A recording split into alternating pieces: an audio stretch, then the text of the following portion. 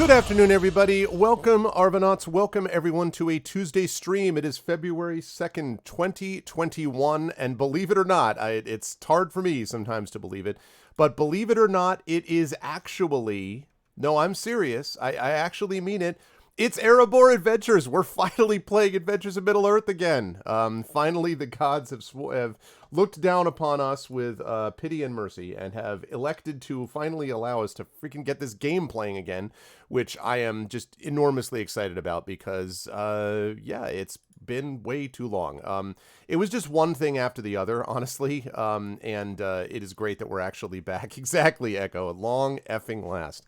But we're finally here, we are ready to go, and we have the full crew, and I'm very excited about it. But before we get there, just a couple of reminders about ways to support us here on the channel, as always.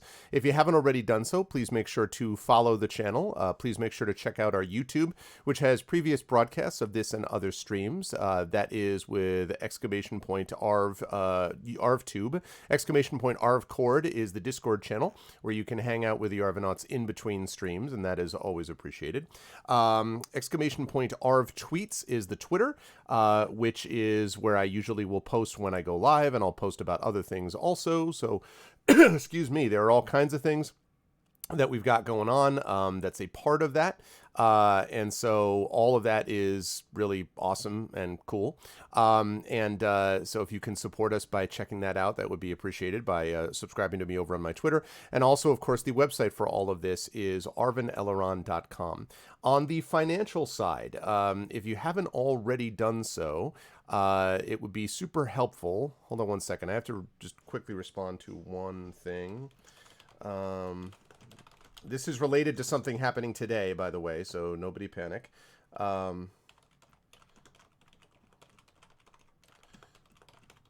One second. Let's see.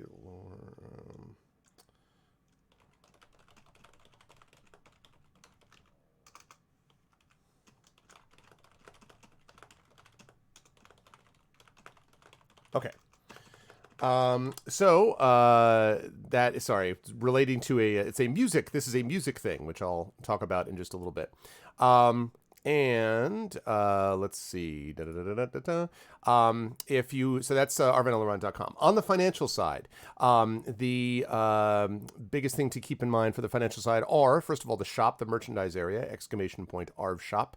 That's where you can get stuff for the Adventures of Middle-earth crew and the Infinity and Beyond crew. And hopefully, if all goes well, we're going to have some Esper Genesis stuff over there as well. So there's that. We've also got exclamation point Arv Treon, which is the Patreon. And that is really important because that allows the channel to do some stuff as the financial backbone of the channel that allows the channel to do various things. We're trying to build that up so that we can get other stuff on board. So we're very excited about that. Exclamation point RFTran. Plus you can get cool stuff for yourself individually. And incidentally, I have reset inspirations for the month. So I have reset them and they should now be current. And we do have, I believe, two BitPoint related, channel point, I should say, not BitPoint, sorry, channel point related inspirations are remaining. So those are still available for people to take. Although if you've already got two, I would appreciate it if you don't necessarily think about getting a third, but it is possible to do that, I guess, if you're going to immediately use it. But anyway, we have those available thanks to the generosity of one R Polar.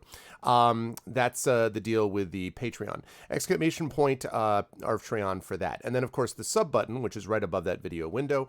That sub button, or next to the video window, I guess. A lot of people have been using that of late, which is very much appreciated. And if anyone is able to jump on board and support us by subscribing to the channel, you can get those same custom emotes and sub badges and stuff like that. Plus, again, inspirations to help the players. So that really makes a difference as well. And again, thank you to all those. I think we're up to about 73 subscribers right now. So thank you to all those who have subbed to the channel. That's really awesome. And we're trying to kind of build up and do more things as time goes on. So all of that would be much appreciated. Last, of course, the publishing stuff, exclamation point Icarus for my Icarus graphic novel from Athos Arts. More information about that coming soon. Very excited about new physical copies of those, which are going to be heading out very shortly. Exclamation point, and more stuff coming from Athos in general, by the way. Exclamation point library is Tales and Tomes from the Forbidden Library. Disco Sleaze with the resub. Thank you very much, Disco Sleaze. Subscribe for 2 months. I don't know that I'm familiar with Disco Sleaze. Thank you for the resub. Is this a changed name? Is this a name change that I need to be aware of? I don't think I knew about this. Tell me who you are, Disco Sleaze, if you want to. You don't have to. But thank you for the resub. I appreciate it. Yes, exclamation point library is Tales and Tomes from the Forbidden Library.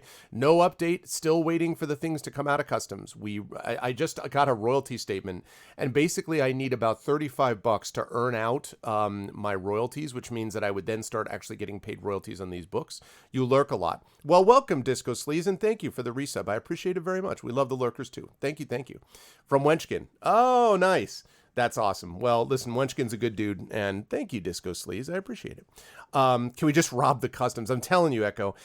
So the point is, I have this royalty thing, right? And I start earning out once we sell basically 2 copies of the hardcover book. And I would love for them to do that if we could ever get the damn books. So once we have the books, we're going to sell them out to all the people that have, ordered these in the Kickstarter. Plus, we're going to let stores start actually getting these as well. So it's just so frustrating.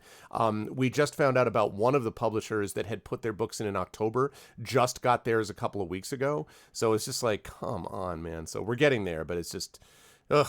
Anyway, but that is going to be on the way. So thanks to all of those who have supported and are being patient. We really do appreciate it. I think it'll be worth it. In the meantime, you can check out the digital copies, which are available, of course, have been for months on drivethrurpg.com. And last but certainly not least, we've got exclamation point Greyshade KS. Now, I do have some news on this, actually. I have some news on the Greyshade front.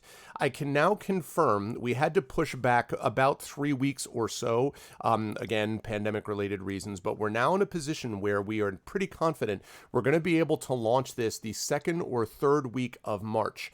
We're not going to push back farther than that. The 2nd or 3rd week of March is going to be a pretty solid date, unless everything collapses around us. So the Greyshade Kickstarter is on the way. I am, again, extremely excited about this. We have artists now in place. We've already got the board game is already designed. We've already got an in prototype process. We've already obviously got the books done. Those are going through another edit or 2. But the books are essentially, the first 2 books anyway, are essentially done. The 3rd book is fully outlined, but the 3rd book is not coming out immediately because it's the 3rd book. But the first 2 books are done. We've got the tabletop thing, which is in design from Alligator Alley. So a lot of the stuff is in place, but we're actually going to be able to launch the Kickstarter in just about 5 weeks from now, roughly speaking. So instead of it being March 2nd, it might be like March 9th to March 15th, somewhere in there. But either right around the 2nd week of March, middle of March, basically, is when we're going to be launching the Kickstarter. And again, it's going to be a big deal for me. I'm very excited about it. More details to come on that. Exclamation point Greyshade Chaos for details there. Finally, exclamation point BLM, Black Lives Matter. Again, important to assert and affirm the importance and significance of Black lives. And secondly, exclamation point Help Now, which is the World Health Organization suicide prevention page. Enormously important in what has been a very dark time, although it looks like with vaccine uptake increasing, with vaccinations increasing, with an actual non-dumpster fire in the U.S. administration, that we may be moving towards a better spot, hopefully, in the world, and that's great news. The vaccines themselves are pretty extraordinary in that anyone who gets them doesn't die. That's pretty extraordinary from the virus, I should say. There have been 0 deaths from people that were vaccinated fully before actually doing that. Now, that's going to change. These things are not 100% perfect, but they're pretty damn close. So that's really impressive victory for science. And so I'm excited about, I want immortality. It's funny. Yeah, amen to that. But in any case, so there is a light at the end of the tunnel, but in the meantime, we need to be able to reach out and help each other at all times, not just during a pandemic, but this as well. In any case, this is the situation with that, and I'm excited for us to get back into this game. Quick schedule note, I have a tentative schedule up for the month. I'll try to run through that either at the end of the session today or maybe at my session at the end of the week, but I have the tentative schedule. Again, this is always subject to change when it's first done, so you have to kind of bear with me for a few days, but it does look like we have got, we've got this going on today. We have got over on Pen and Pixels on GOG at 4 p.m. I've got more Vaporum Lockdown. Wednesday, I believe Community D&D is off. I think you guys re-meet. I think you guys meet again next week, not this week, I believe, although confirm. I know there are a couple people, Triffid and Echo, are in that. I think it's next week that it starts, if all goes well. Then Thursday and Friday next week. Okay, that's what I thought. So Wednesday and Thursday is off. Then Friday, we have some more of Inkle's Sorcery 3. Yay, we're back to some Sorcery 3. And then on Saturday, Palace of the Red Pasha makes its return. This month is a little odd, by the way. There's going to be a few things slightly out of order because of various things that are happening, here, there, and everywhere. But just, check that calendar and it will be updated and kept up to date. So I'm very excited about that. Last note that I wanted to make for anyone who is interested, I actually have my first conference presentation coming up of the year, and that's going to be in a couple of weeks. On Saturday and Sunday, I'm going to be on a couple of panels and doing one presentation for Farpoint, which is the one that I do every year. They are, of course, online this year. And so I'm going to be on two panels about storytelling and game design, and then a panel about civility in online media, which is... I'm looking forward to talking about that. That's going to be interesting. And then the my D&D game mastering writing talk that I've done at Gen Con and elsewhere, I'm going to be doing a version of that for Farpoint as well. So that's going to be either the 20th or 21st. I think it's two of them are on the 20th and one of them's on the 21st. So that's going to be in about 2.5 weeks for Farpoint. So I just wanted to let people know that that's going to be happening. I know, real world. That's still online. Until I see it in person, it still feels not quite the same way. I'm excited for it to happen, but not quite there yet. Hey, what's up, Berner? Good to see you. So that's what's going on schedule-wise. With all that said, I am going to unmute myself and apologize again to everyone, as always, for interrupting anyone as I may have done. And then I am going unintentionally, and then I'm going to unmute them, and I'm going to bring you over to, that's right, don't adjust your television sets. This is actually the full crew. Like, we're all here. No one is out of power. No one, I don't even know what to say. Like, what is even life? None of us are out of power. All of us are in power. All of us are in power. That's right.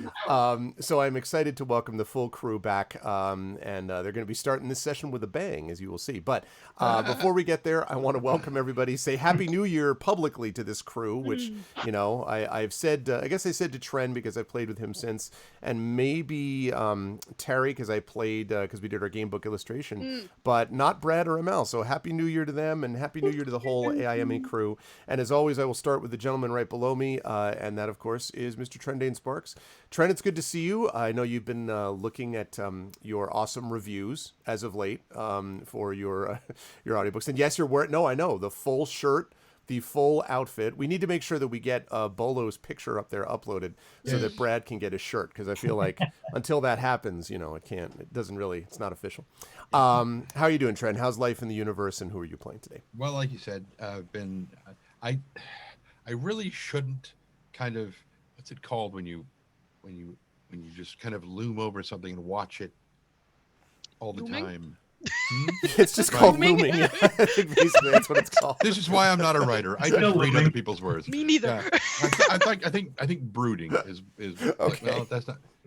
What do you call it when you loom over someone? It's like this looming present. It is looming. Looming, yes. No, that's when you're running a. I want to say shuttlecock, but that's badminton.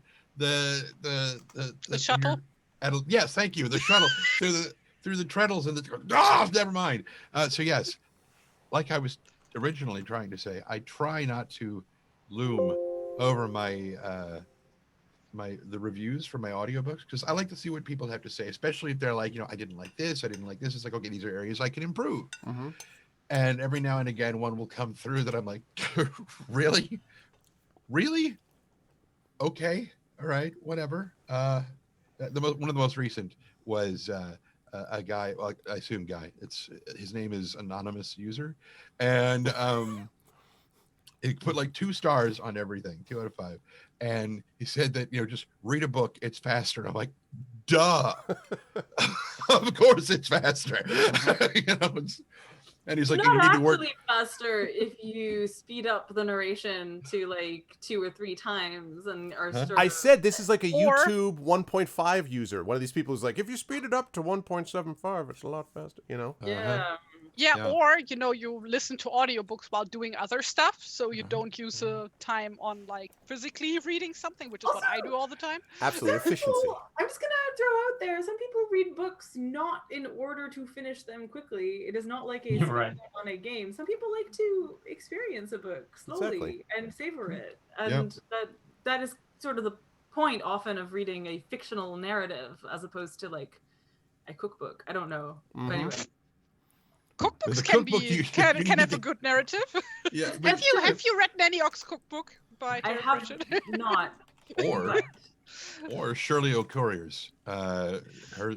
She's the chemical scientist that frequents Alton Brown's TV shows and cool. she explains why cooking things does certain things to food, and she gives you a much more scientific explanation as to why you cook things this way because it causes this effect. And it's Yeah, really I cool. got like literally. This is such a distraction, but like I got some salt, fat, acid, heat for my birthday, and like I'm extremely excited to learn things about each of those items and components of cooking. But anyway, sorry, it just that person is foolish. Well, Person. then he said that, you know, and as soon as the first female voice came in, it just blew his mind right out of the story, and that I need to work on my female voice. And I'm like, okay. Oh, you said girly voice. You got to work on the girly voice. And I'm like, I am not Denied. that gay. Right, exactly. Just everybody is now Dr. Girlfriend. It's fine. It is so funny every time, like if I'm on Discord or something, and I I don't drop that low, but I'm immediately like, oh my God, you would not believe. And invariably somebody's like, oh, you said like a high-pitched Dr. Girlfriend. I'm like, that's not what I was going for, but yes, that's true. I do sound like. Anyway, hi, I'm Trent Sparks. As you might have guessed, I'm an audiobook narrator, and which I didn't intend to be when I first started out. I just wanted to do voiceover in video games and stuff, but I wound up doing a lot of audiobooks. But it's fun and it's fine and it's that's the wrong way around. It's fine and it's fun, so you know, it's cool. But I am playing Tonibert. Hearthmender. Yeah, I know. I didn't start with Thegan again. Thegan. Thane Tonibert, the Hearthmender, dwarf friend, is his full title for now. I'm sure it'll be 13 or 14 names longer by the time we reach the end of Erebor Adventures. That's it. And The then more it will you take level up, twice as long. Yeah. the more you level up, the more titles you get. That's the way it goes. And much like what we were talking about, by the time he finishes saying who he is, the adventure will be over. It's very much like what Amal was just talking about with, you know, I mean, unless you're reading a cookbook, in which case you want to read fast enough because you need to get to the end of the recipe before the food burns. It's very important. But yes, that would be me. And aside from me, we have Bread. We do indeed. It is good to see Brad. Thank you, Trent. It is good to see Brad as always. Brad, welcome. I actually have it on good authority. I saw Matt Forbeck do this, posted an article today on Twitter suggesting that there's new studies suggesting that the consumption of cheese and wine is particularly good for cognitive function. And he was doing this whole big up Wisconsin. So I don't know if that this is something you buy into this theory, like the more cheese the better as a Wisconsinite, like, you know. I was very pleased to see that, but of course I already knew coming from Wisconsin. Right, exactly. That would be true. And you knew cognitively because of the consumption of cheese, your intelligence was better. Exactly. How you doing, Brad? How's life? How's the universe with various writing projects, etc.? And who are you playing today?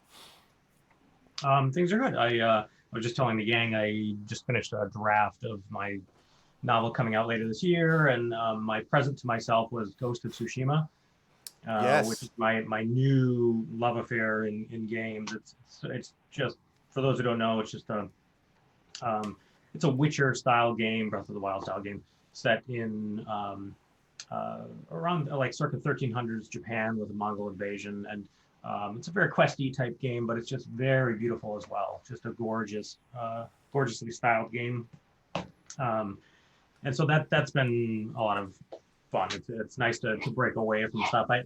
When I'm in writing mode, before I get to like the end of whatever I'm working on currently, I get like laser focused, and it's hard to sort of break away and relax a little bit. So it's these little in between times are nice, and so this game comes at a good time too.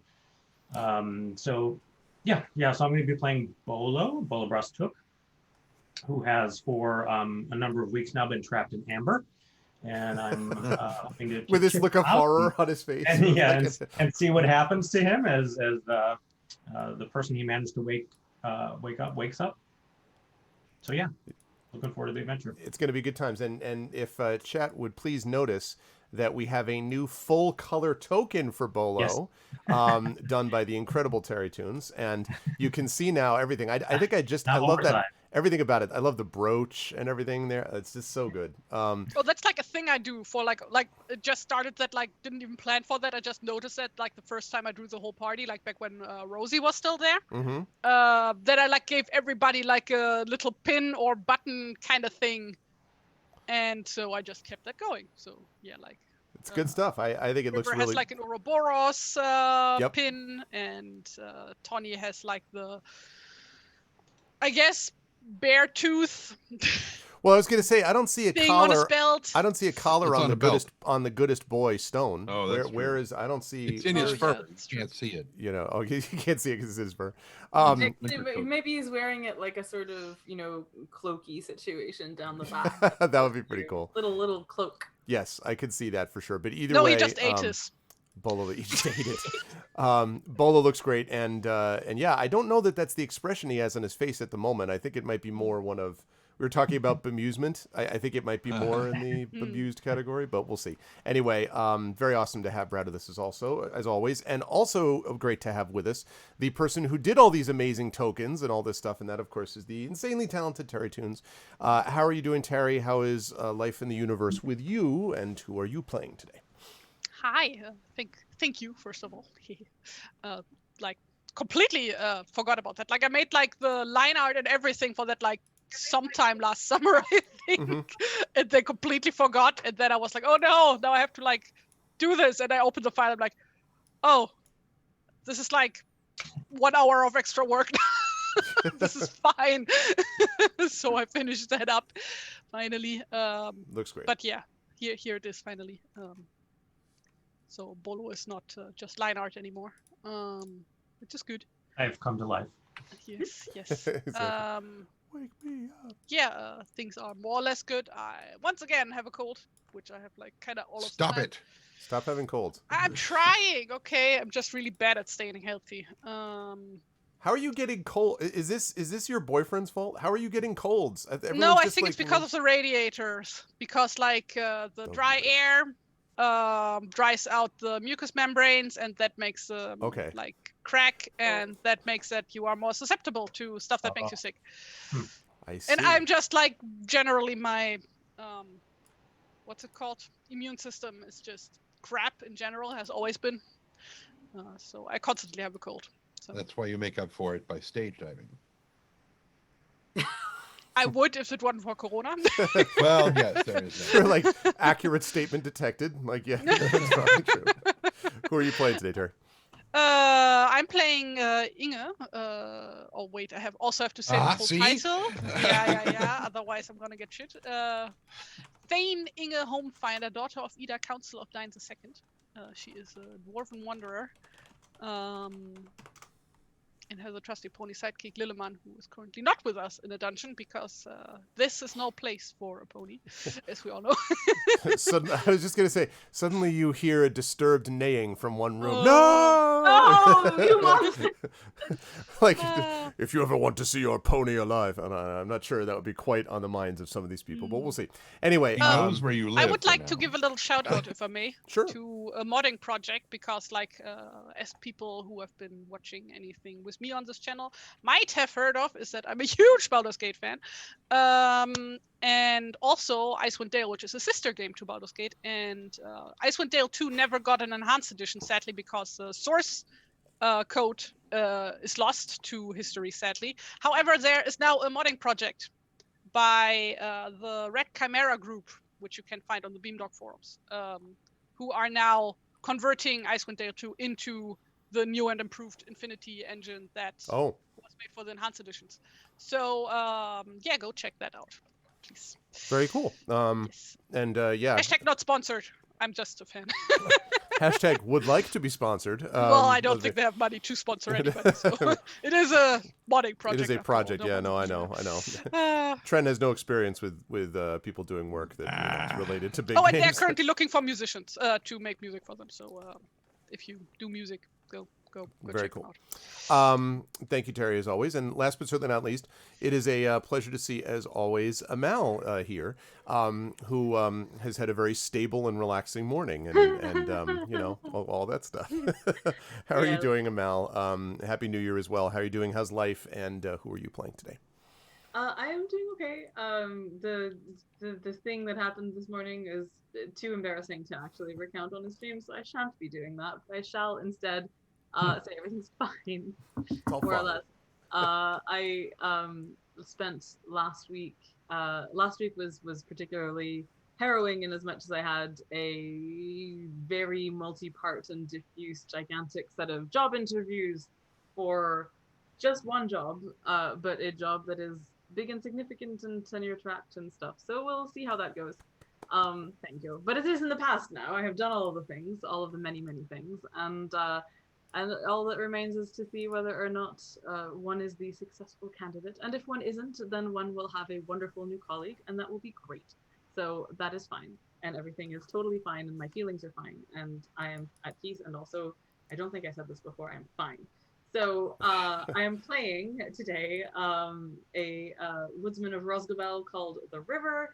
She is a fighty bard who fights with 2 axes and her faithful hound of Mirkwood named Stone. And very, very excited to get my fight on today, actually. Are you? I have been playing, so I will say also, I have been playing a lot of video games, or Video games. Who plays those? Playing, oh, no. I've been playing one video game a lot over and over and over, which is Hades, which is phenomenal, which is absolutely wonderful and joyful and great. But I am very nearly I've gotten all the endings, and I'm just doing like speed runs to collect all of the dialogue at this point. But I am obsessed with it, and it has been full of feelings and has made me cry a lot. So I am actually very excited to do something that is more there's a lot of straightforward punching in Hades, but there's also a lot of like meditating on the grimness of existence, and I would like to just punch some bad guys. Now, I think I can deliver on that score. Go ahead, Trent. This does raise a question for me. Have you played it over and over and over again, or have you played it once and this is just Groundhog Day? Because it is Groundhog Day. It is actually Groundhog Day. Which they're doing virtually today, by the way. Oh. I was like, how does that even work? Like, I mean, don't they usually just set up a camera somewhere near where the groundhog ostensibly is? Yeah, but there's always like live people supposedly checking it. But who knows? The groundhog. This thing, there may be no groundhogs left in Pennsylvania. Like as far as we know, there's TBH. I mean, looking out there, it's pretty gray and grim, and I don't think any shadow is gonna happen. So I think we're in for an early spring, which would be really nice. That would be pretty gray. It's dark. It's black outside. Yeah, what do you mean? 7 p.m. God damn it.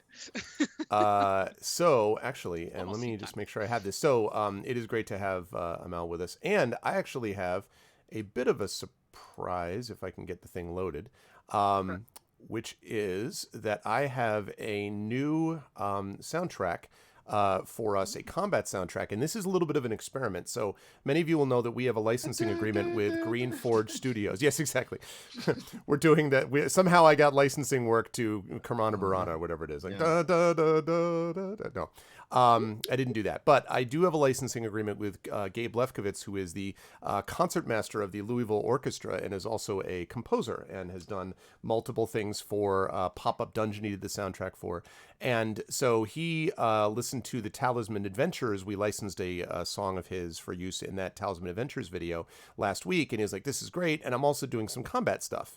And, I was wondering, and so basically he asked me about the sort of usual length of time of a combat and whatever. And so this is a brand new, just composed by him, combat piece that he's going to be able to listen to the VOD and see how it works. And the principles of it, which is the idea that it's supposed to provide a certain tension and build, but not overwhelm the action and blah, blah, blah, blah, blah, was really interesting to me. So this combat song that you're going to be hearing, again, if I can get it loaded, is going to be brand new from Green Forge Studio. And I'm actually very excited to see how it all works out. So I'm going to add this to the game. And we're going to fire it up here. No further. This is such a See? There. Brad knows Star Trek music when he hears it. I'm realizing on this call that I haven't actually shouted out the significance of this this office MVP, which is a new office chair that I'm Nice. obsessed with and is wonderful. And so every aspect of it is adjustable and nice, and I love it. And I no longer have to use the kneeling chair, which I will probably still use from time to time if problems develop again. But No, that's great. not wood. It is important, the seating material. All right, let's get to this. You can hear. Can everyone hear? Vaguely, but I have it turned way down. So. Let me turn mine up as well.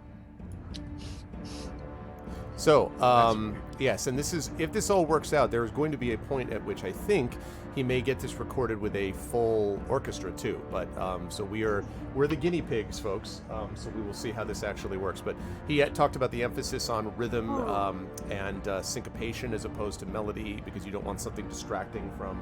So anyway, it's. This is so cool. It feels like we're in a movie. It feels like we're in a very specific kind of movie. It's exactly. There we go. Yeah. It's like the This is kind giving of some, like choreography is happening in my head in the fight. That's too. exactly. So I'm excited about it. That was the idea. So very cool. Anyway, thank you, Gabe. Thank you to Greenforge. And yeah, let's get to it. What happened in our last session is that the party, I know people may remember, this happened last year. A year ago, man. That was a year. I mean, Yeah. exactly. The party managed to track down, the Fellowship managed to track down the cunning criminal Longo, the bandit who has been causing lots of problems for Dale and has been causing many issues for the party specifically. He is definitely a thumbs down bad guy who has done a lot of this sort of extra work with almost these conspiracy theory work to try to perhaps poison the Queen, certainly to poison other people, perhaps within Dale, to take over the criminal underworld and so forth. And so the party, through various endeavors, has finally managed to track him down to his secret hidden lair. While the party is going in one direction, the other groups, Brindle specifically, has taken her Brokenstone Irregulars and is planning to attack from the other side, from the reverse side of this lair, of this building, in the hopes of creating this dragnet, if you will, that will eventually destroy what has happened here with Longo. And so the party had this whole plan in place. They traveled through secret tunnels to actually get to this place, and then decided they came across this room that was, in fact, if I zoom out the map, I can show you where they were first. Okay, so they came through this secret tunnel over here, passed through what looked kind of like, I believe it was a kitchen area, and saw in this room, some kind of a sleeping room, a number of ill-favored men, bandits of various kinds, that were lying on these bedrolls asleep. And so the party decided that what it was going to do to deal with this, and this was not a universally agreed upon decision. I think there was some disagreement about best how to do this, but the party came into the room in an attempt to knock out the bandits here. And so they positioned themselves over each of their people. And then, just like the Nazgul in the Fellowship of the Ring film, dropped the hammer, although it was not the sword blade, it was the reverse, attempting to knock them out on their beds. Inga rolled excellently and was successful. We can see that Tani rolled extremely well. I had to go over these little rolls again before we start. Say again? I'm sorry. Yeah, I was just going to say, well, we have, it's nice that we have this preserved here so we can see, what all of these That's were just like. rude. Yeah, I'm leaving. We could see what all of these are like. They were Blank all screen, preserved. Umbrellas. Yeah, exactly. And then we have all this, and then there was Bolo, and so yeah, Bolo's didn't really work as well as he might have hoped, and so everyone basically was like, huh, huh, all knocked out. Brad's just like doink on the side, and we got the one who's like, huh, oi, oi. And basically screamed out the alarm. Now, the good news for the party is that we begin this combat with several of them basically knocked the hell out. We have got Inga's that is knocked out. We have Tani's who is knocked out.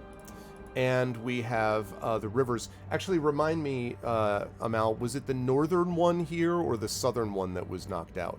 Because you couldn't knock out both. So which one was, do you remember? Is it I don't remember at all. Oh my gosh. Well, then you can choose. Which one of these would you prefer to have knocked out? It'll be one of the two. Probably the northernmost one. There were voices coming from. No, I think Norway? last time I specifically Yes. requested the lower one because he is closer to the door. So if he wakes up, he...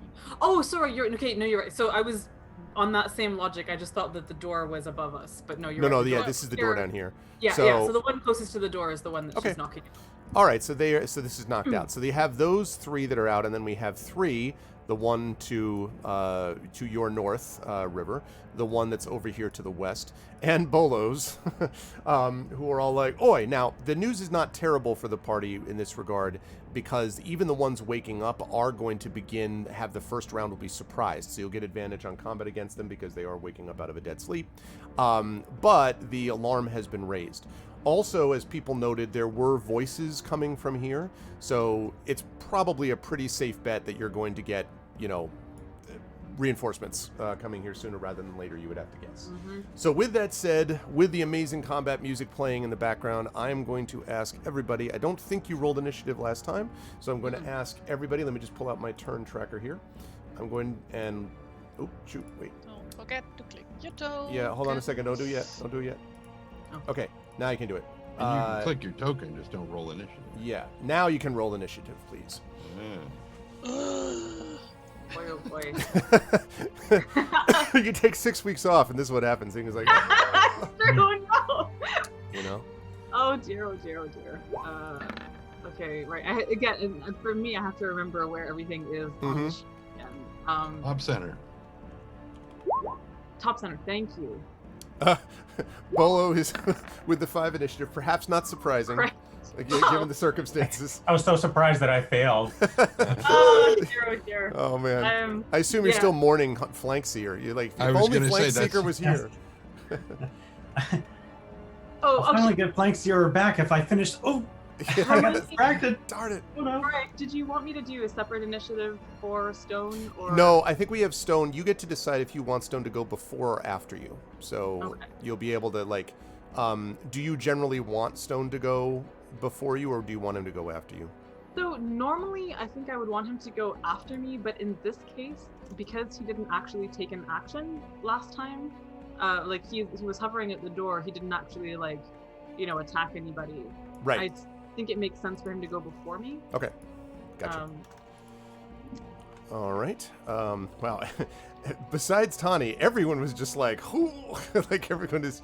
We're all like, Bolo! You're all Exactly. I was gonna say everybody just Meanwhile, turned. but Fran never expect anything of Bolo, and therefore was not disappointed in this. And Tani is always like, Bolo will not. That's funny. Okay. Let me pull out. Bolo has such a good name to shout in disappointment. Bolo! Bolo! Very good. So Okay. satisfying. Oh man. Oh, you guys, I missed you so much. I'm just being like overcome Yes. with waves of like just happiness Amusement. and being in game. Yeah. Joy and distress all wrapped into one. Gosh. Exactly. It's tense, and that's the best. Okay. So let's get this going here. Oh, I want to note, by the way, just because I think this is funny, that this is actually these are not just normal bandits. Their specific stat block is Longo's trusted bandits. So you're facing his trusted bandits, Well, maybe what that means is that they are, really compassionate and trustworthy and Sure. listen really well. Yeah, definitely they've focus in got on the high trusted perception. part, Amal. Yeah. Yeah. Of course, Yeah. they're not thieving, underhanded bastards, because he couldn't trust people like that. No, Exactly. exactly. They always trusted people being thieving of other people. That's always the. That's always Longo's trusted knitting circle bandits. Like That's why they needed the needle. That's why I needed the needle. This is the secret of Longo. Is actually he's super into fiber art, and he just really We wants just it. clocked 3 of them. Genuinely, he really loves fiber art, but he's not that good at it. So actually, what he wants is a magic needle to enable him to achieve the things that he can only enviously admire in other people. I'm gonna stop being a writer now. Stop. But I got it's it. like Okay. Let's see. So we've got those. no passion for In Longo. another universe, Longo is a clothes designer. Setting up a runway exhibit and stuff. Exactly. Maybe that's actually the truth. Like this whole thing is a complete put on. He's just like, no, That's all what I he's ever wanted all wanted. along. His recognition, for his skills. Heidi Klum walks out. Why are you doing this? I don't understand. He's such a good person. This is wrong. And in yet another universe, he's Mr. Garrick in Deep Space Nine. Mm-hmm. Oh God. That's funny. Okay, so as we get underway here, we have now got everybody set to go. Unfortunately, they are the first to act, and perhaps that's not entirely surprising under the circumstances. The three that are in this room will still be surprised if the ones that are up and conscious, are still going to be surprised if you choose to attack them. They're not going to be able to get an attack off this round, but they do kind of stumble blearily to their feet.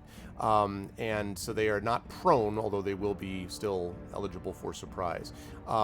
This one, though, this one, Bolo, definitely in particular, sort of looks at you and kind of like, scrambles and is basically now on the other side of the bedroll, just sort of staring at you, and is reaching down to a knife at his belt. Now, you'll still be able to attack him, as I say, with surprise this round only. So that's the good news. The not so good news is that, as promised, you have more company. 130 people are in the next room. Exactly. Not quite that many. Only 120. Quite. Okay. So, coming into the room, although they will not be able to attack you. Now, these ones here are not surprisable, but they are not going to get an attack off this round because they just got here. So, 2. Sorry, I don't know why it's doing that. Okay, 2. All right. So 4 more. To the cloning tool. Yeah, exactly. It's super useful. Oh my god. Okay, 4 of these guys come out. 2 of this northern door, 2 out of the southern door. You still hear, I would say, River and Tawny nearest that northern door. There is still sound, like mumbling and yelling, and so there's still more to come, it sounds like. This is the number that are here there. However, I also want River and Tawny to both make perception checks for me, please. Yes. I just remembered that I can attack twice on my turn. That'll be useful. Yeah. Okay, cool. So, perception. Wow. Perception.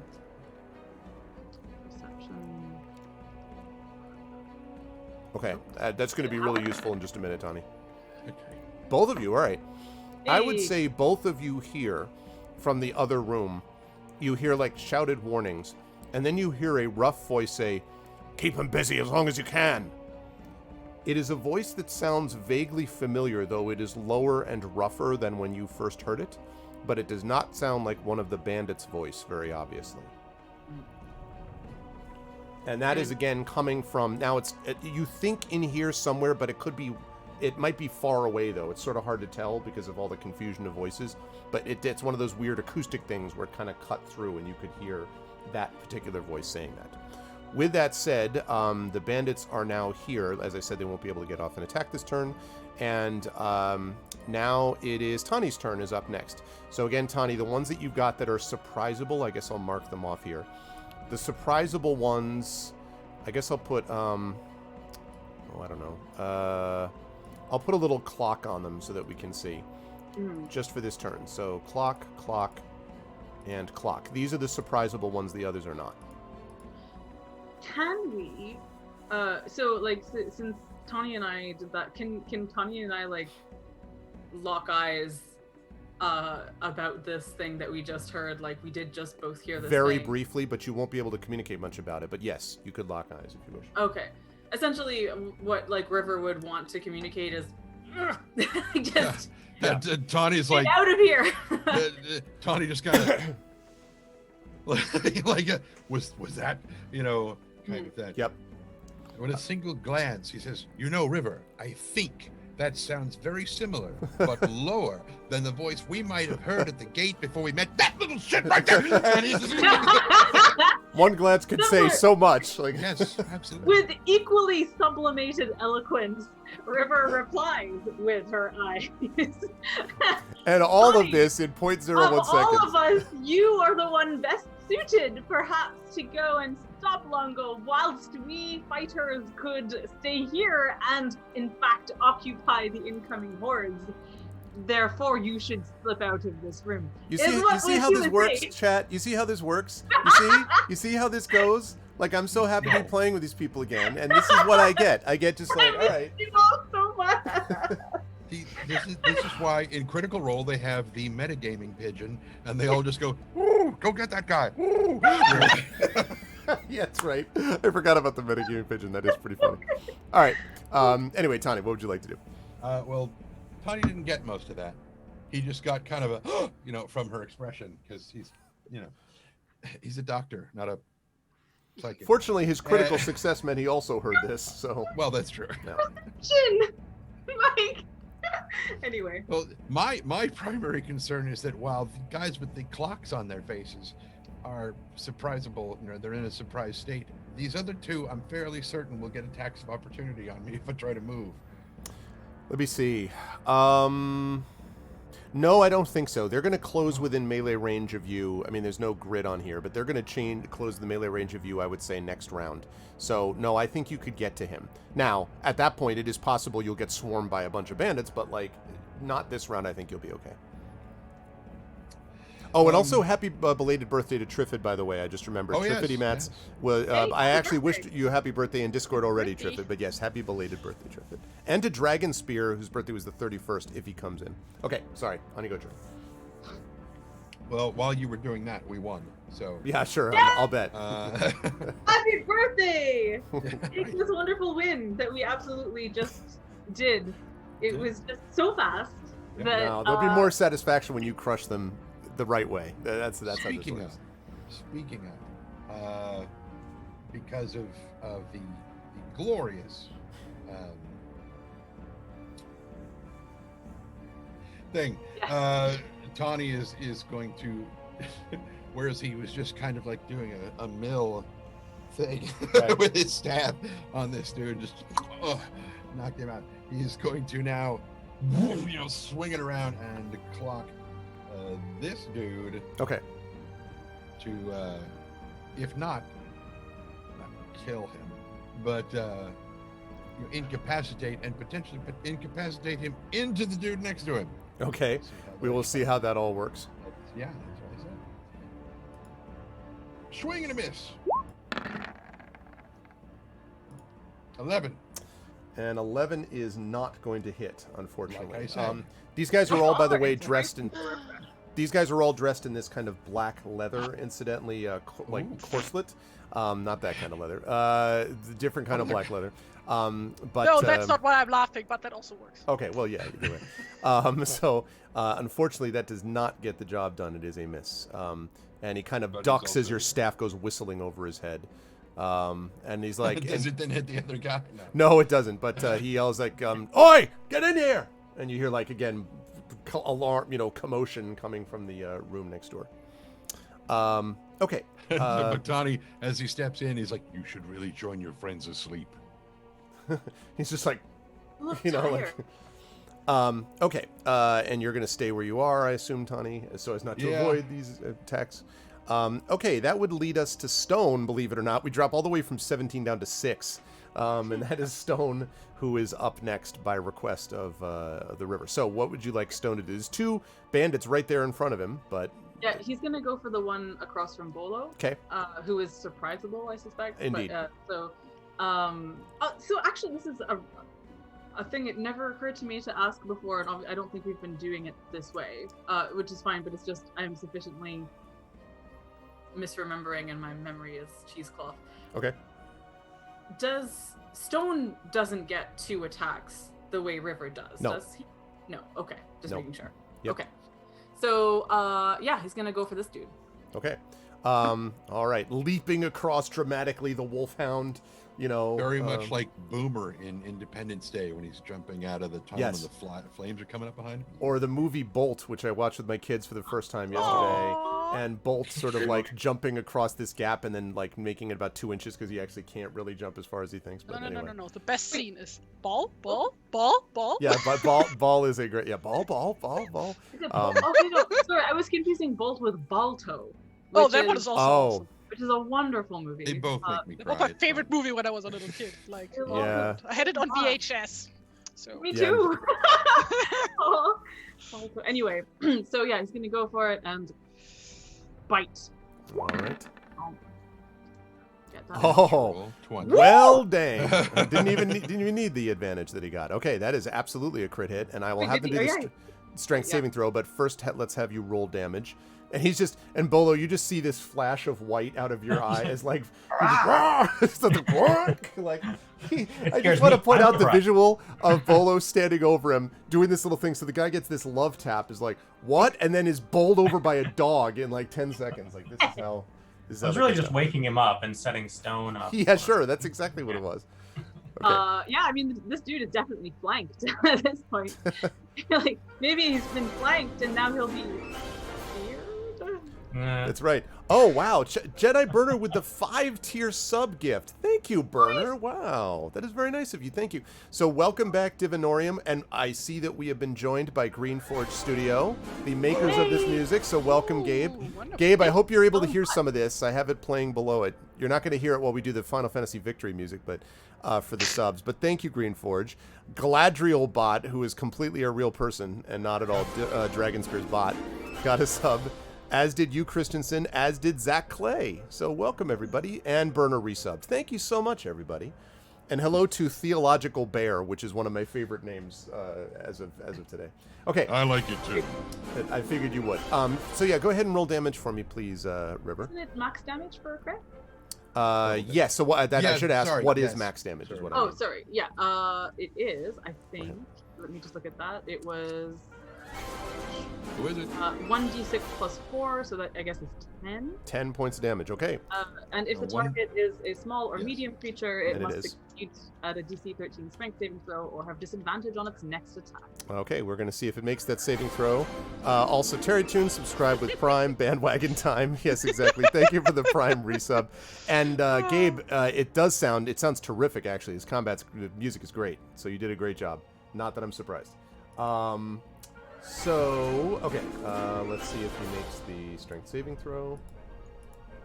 Yeah, he does.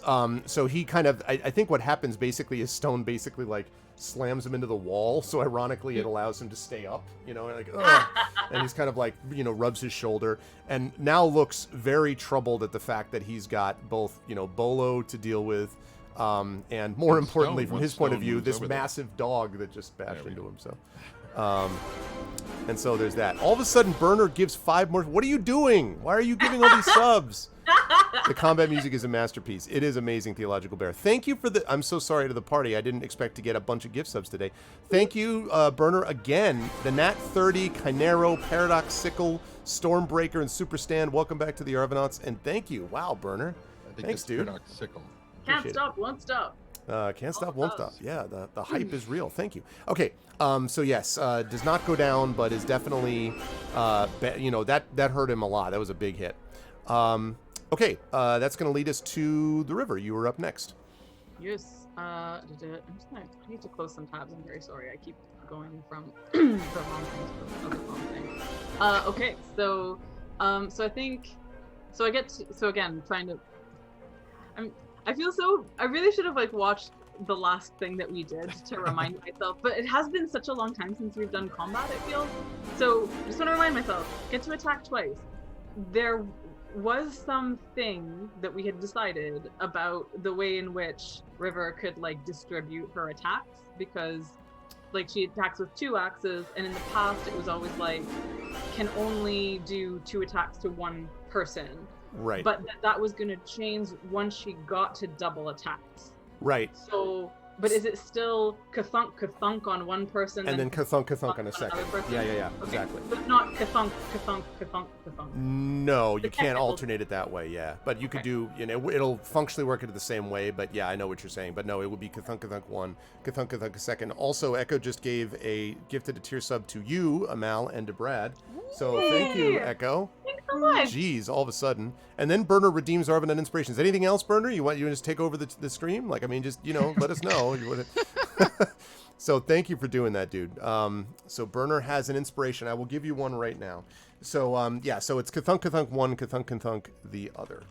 I'm extremely pleased to have like landed on the exact technical term for the combat. Yeah. That is, that's an advanced D&D term actually. So what if it's Cthulhu die?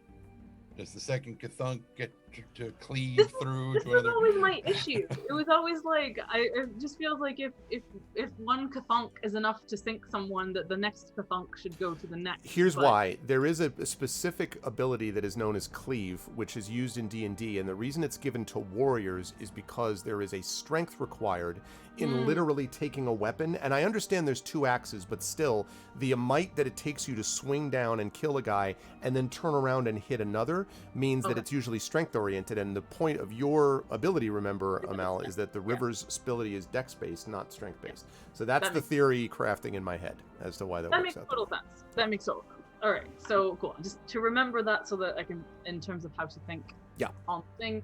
Also, just Think killing Cthulhu. time until someone, in case anyone wants to do any inspiring, but it's super fine otherwise.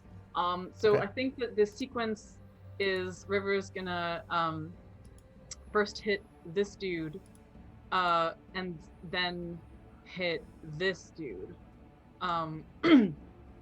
who was just like versus Tawny basically. Okay. Oh, we have a hype train going on in chat. Awesome. Well, we are close to bits or subs to getting to the level 5 hype train. Thank you, everybody. Nice. And Green Forge, let me know if you can hear the combat music okay. I want to make sure it doesn't overwhelm, but I want to make sure you can hear it okay. With that And said... Theological Bear, this is kind of a low magic version of 5e. Oh, yes. What system does it use? Yes, it's called the Adventures of Middle-earth system, which used to be from Cubicle 7. They no longer make it. It's now been taken over by Free League Publishing, and I'm hoping that we get more of that in a minute. Oh, my God. And then Arudno gives 5 subs because he's insane. Regnar, Eclipse, Hishel, Barizzle, Zombie Nice. Knight. It's perfect. Okay, cool. Wow, we reached level 5 of the hype train. Thank you, people. Wow, I did not expect we were going to get like 20 subs today. You people are nuts. Thank you so much. I really Oh, that's appreciate so that. cool! So I've never seen this before. So there's like an actual animation thing happening in the chat. Yep. There's That's it's awesome! actually level 4, and so there's one last, this is the final level, so if they reach the final level, then everybody gets a bunch of emotes unlocked, and like, there's confetti, and so that's how many subs do we have total? Right now we've got, I think, 15 or 20 today, and I'm almost to, I think that puts me right at about 100 subs now, which is great. That's awesome. So I want to climb the hype train. Can I? That's not what anyone does with trains, I don't think. But yeah, I don't know. you can do that. I mean, listen, I'm excited. Finish your attack. Yeah, go finish your attack first. Finish your attack. Yeah, sorry, everybody. This is just happening in the middle of this. I love the Sorry. fact that it says, by the way, next to Echo, former hype train conductor, because someone took over the hype train. You will always be the hype train conductor in my mind, Echo, just so you know. Okay, so go ahead. Yeah, please go ahead and take your attack. Sorry, River. It's all good. So anyway, I mean, we'll see what happens with the first attack, and then I will figure out what the second one's Okay. going to do. So I guess. Attacking. Hand axe 1. Hand axe 2. So Kathunk. Yeah, I don't think the first one will hit, but the second one ought to hit. Well, but you were hitting the surprised guy, right? Oh, yes. So you're going to get advantage on both. Whoa! And this is the advantage of the Kathunk, because it's one attack that you get that surprise on, right? So Yes. so you hit with both of those. Sweet. Okay, so damage for 1. Once. Oh, it's always weird how that happens. And then damage for 2. Yeah. So for 15. I love that we now have an attack called the Kathunk. Kathunk, tactical term.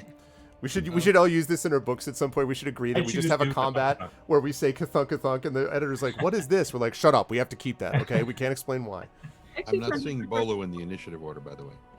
Oh yeah, I don't see. him True. in I do not see Bolo in there either. I was going to ask when my turn came how one gets on there. I don't Oh, know. okay. Roll. Oh, he rolled 5 actually, so he should be after me, but before Inga. Oh, That is correct. I have him on my list on my notepad, but all that means is that you didn't click on your token before you rolled initiative. Also, if it's possible to like organize the turn order so that it pleases my brain, that would be good. okay. So I just have to interrupt again to thank Triffid for 2 more subs, and then Jedi for 5 more subs.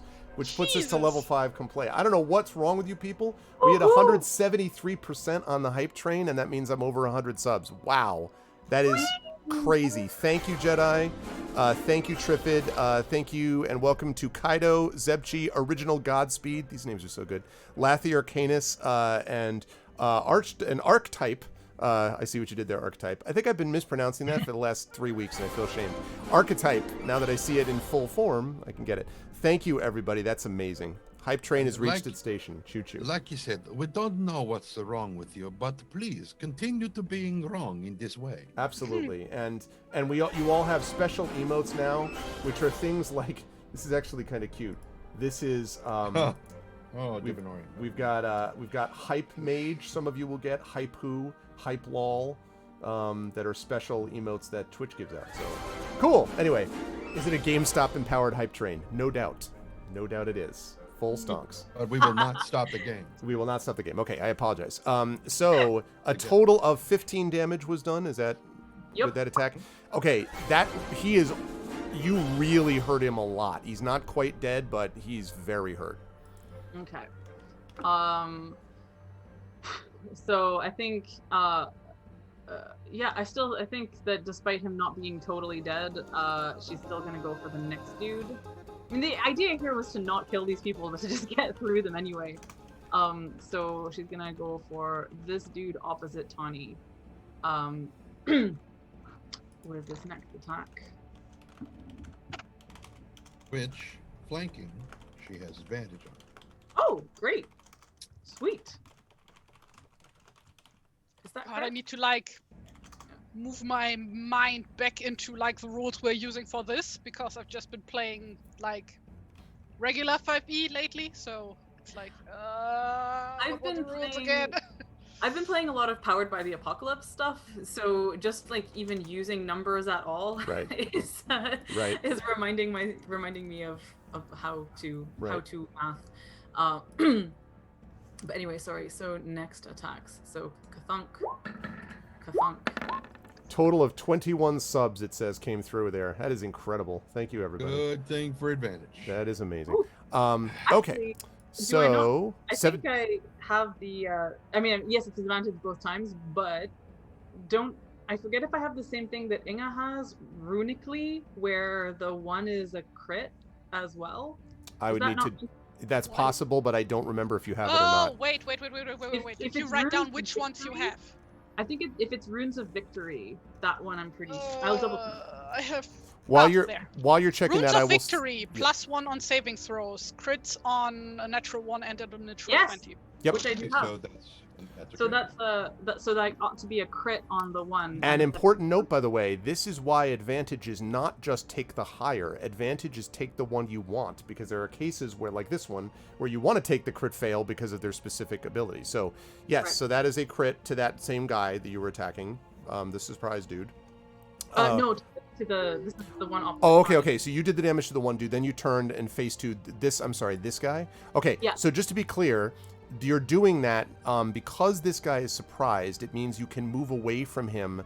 You could even have disengaged anyway, but you could move away from him without dealing with an attack of opportunity because he's surprised. So it makes sense for you to jump here and do this, but you are going to have to move your token river into some place where I can see where it's going to be, because you can't attack him. Yeah, exactly. That's perfect.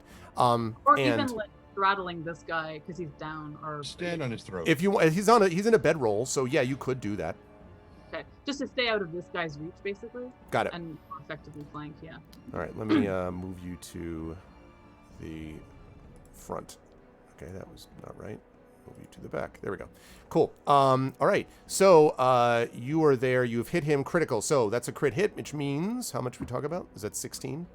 We are talking about, let me just get the equation, which I always forget. Where does it go? Where does it go? Sorry. What is it's 1d6 plus 3, so that is 9. Okay. For the one, and for the second one I need to roll, so. And and 6. So Okay, another so 15.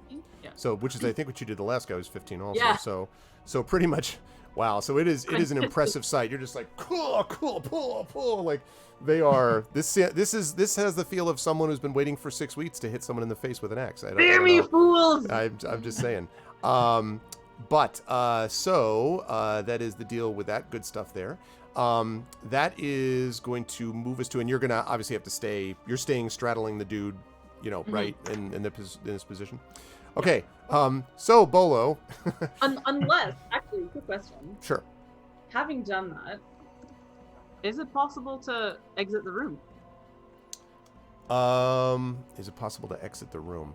Or I would at say least- not, because you're engaged with this guy who is not surprised. You are engaged? Congratulations! Yes. It's an odd honeymoon is what I would say. No. Never thought you two would get together. Plot twist. God, I think I dreamt I was engaged to someone. No, I dreamt I was engaged to my actual husband, who I am married to. Aww. Well, But it was like- it's convenient then. Yeah. But is it possible to sneak a glance down the Yes, I will allow that. When you do that, I'm going to reveal hallway? Woohoo. to some of you, it's a large room. And actually, wait, I gotta move this over here. See, chat, if you're like, we can't see, you can blame the person who wants all this knowledge. No, I'm just kidding. Makes complete sense. All right, I don't think you'd be able to see all of it from there, but this room I will describe to you in just a moment. I'm trying not to get past the back wall there. Okay, I think that's reasonable. So, a couple of notes here. The first is that this is a big open room. It has a dirt floor, and there are 2 rows of sturdy poles that are planted in the ground, and a number of archery targets against the eastern wall. If you had to guess, this looks like kind of like a training room of some kind, maybe. The problem is that the training room currently also has some people in it, and specifically... But they would only have training weapons, so that is good. Like, I don't think they can get us with, like, wooden swords. That seems to not be the case, Oh, unfortunately. They're just not poisoned this time. Yeah, exactly. So these, there are 2 of these who have gotten weapons and look like they're basically prepared to run out the door towards you. So these are the 2 that remain here, and of course we had 4 that already came out of the door already. So, also the door, you can't really see you don't have time to see further down river, but it's pretty obvious that the room extends further to the south, and there may be exits and stuff, but you only get a chance for, a quick glance to see what you see here. And these guys look to be armed much the same way. These must be more of the LTB, the Longo's Trusted Bandit crew. Can you just remind me, because I can't remember, did we come into room 2 from room 3? Yes, from room 3, because you went through the tunnel, which was room 1 here, okay. and then it came up to room 2. Also, hi Dragon Spear, and happy birthday again, belated birthday. Okay. So my question then further is this door here closed? No, it is open, but no one's had a chance to look through it at the moment. Okay. So Yep. I'm just trying to remember like how we snuck into our various positions. Yep. Without looking through and stuff. So Yeah, no, you made your way up here. You listened at the door, but you didn't actually have a chance to look through any of them because you wanted not to wake anyone up. That was Right. the theory. And then Bolo! it's fine. Speaking of Bolo, Bolo, it's your turn. You have just seen the massive awesomeness of Stone slam this guy into the wall, and he is definitely hurt. And of course, there's a bunch of it's a target-rich environment. So, what would you like to do? Yeah. You do have a table here, by the way. Quick note. So there is a table that you would need to like make your way around. Stone literally like leaped over it to get to this, but just be aware that the table is an obstacle. These other squares on the ground are bedrolls, so those are not a big deal. But the table is here. How bad off is the guy that Stone is attacking? He looks he got hurt, a solid hit. Not like near death, but definitely was smacked for sure. And that guy? That guy has not been hit at all, but he's also still kind of like weird, blearily eyed, getting to his, he's on his feet, but he is still potentially surprisable for a round. Yeah, okay. For this round. And one last question before I choose what to do. I'm much better with like a sling than my club. So I'm thinking I'm gonna hop on this table and like sling a stone at this dude down here. But if I miss, would I hit stone? Do I have that chance? Or no? Okay, all right. I think it unlikely. So, also, you've been inspired by Jedi Burner, so you now have the inspiration ability to, if you wish, use your sling in an inspired way to try to get it over. Now, technically, this guy you already have advantage on him, actually, so you could save that for next round when everybody's not going to be surprised. But yeah, I'll do that. Thanks, Burner. So I'm gonna leap on the table. Okay. With the sling and. Now, I am going to ask you to make a dexterity check, but it's an easy one. If you have acrobatics, I'll do that as well. It is possible to fail the dexterity check getting on here, but unlikely. Although deeply to be wished, let me just say. No, failures. Oh no. There. Oh yeah, you're fine. I flip on the way up. Wow, exactly. You Captain America, like on the table, bang, like you're there. Okay. That's the Shire's ass. And then, I got 17. 17 will hit on the surprise dude, right? The one that was down here. Yeah. Okay. Yep. That will hit. And then, how do I do damage on these? Click on the word sling in the. Oh. Huh. Maybe not. Oh. No, I think that. Did you click it? I'm clicking on sling in the chat. Where? In the chat. Oh. Yeah. There you go. There you go. Okay, 2 bludgeoning. Okay. Distract him a little bit for stone. Yeah, definitely. He definitely is just like he's getting rocks and dogs, and I mean it's just rock dogs. Okay. So and then you're gonna stay on the table where you are. Quick note: are you positioning yourself? How do I put this? Are you positioning yourself in a way where you're like? Basically, you're facing south so that those other 2 bandits are in your view, yes? I know I'm leaving myself open a little bit over here, but I'm going to face, basically south so I can watch all 3 of these combatants here. Seems logical. We never put you in the initiative thing. Are you able to, can we, I wonder if I can do that. No, it doesn't. Well, I mean, if I can edit myself, let me know how. Click on your token I just did it and just roll now. initiative, and he can adjust. Never mind. Yeah, it's okay. I did it just now. Normally I would, but you do have a 5, and that way I can put this down this way, like so. Cool.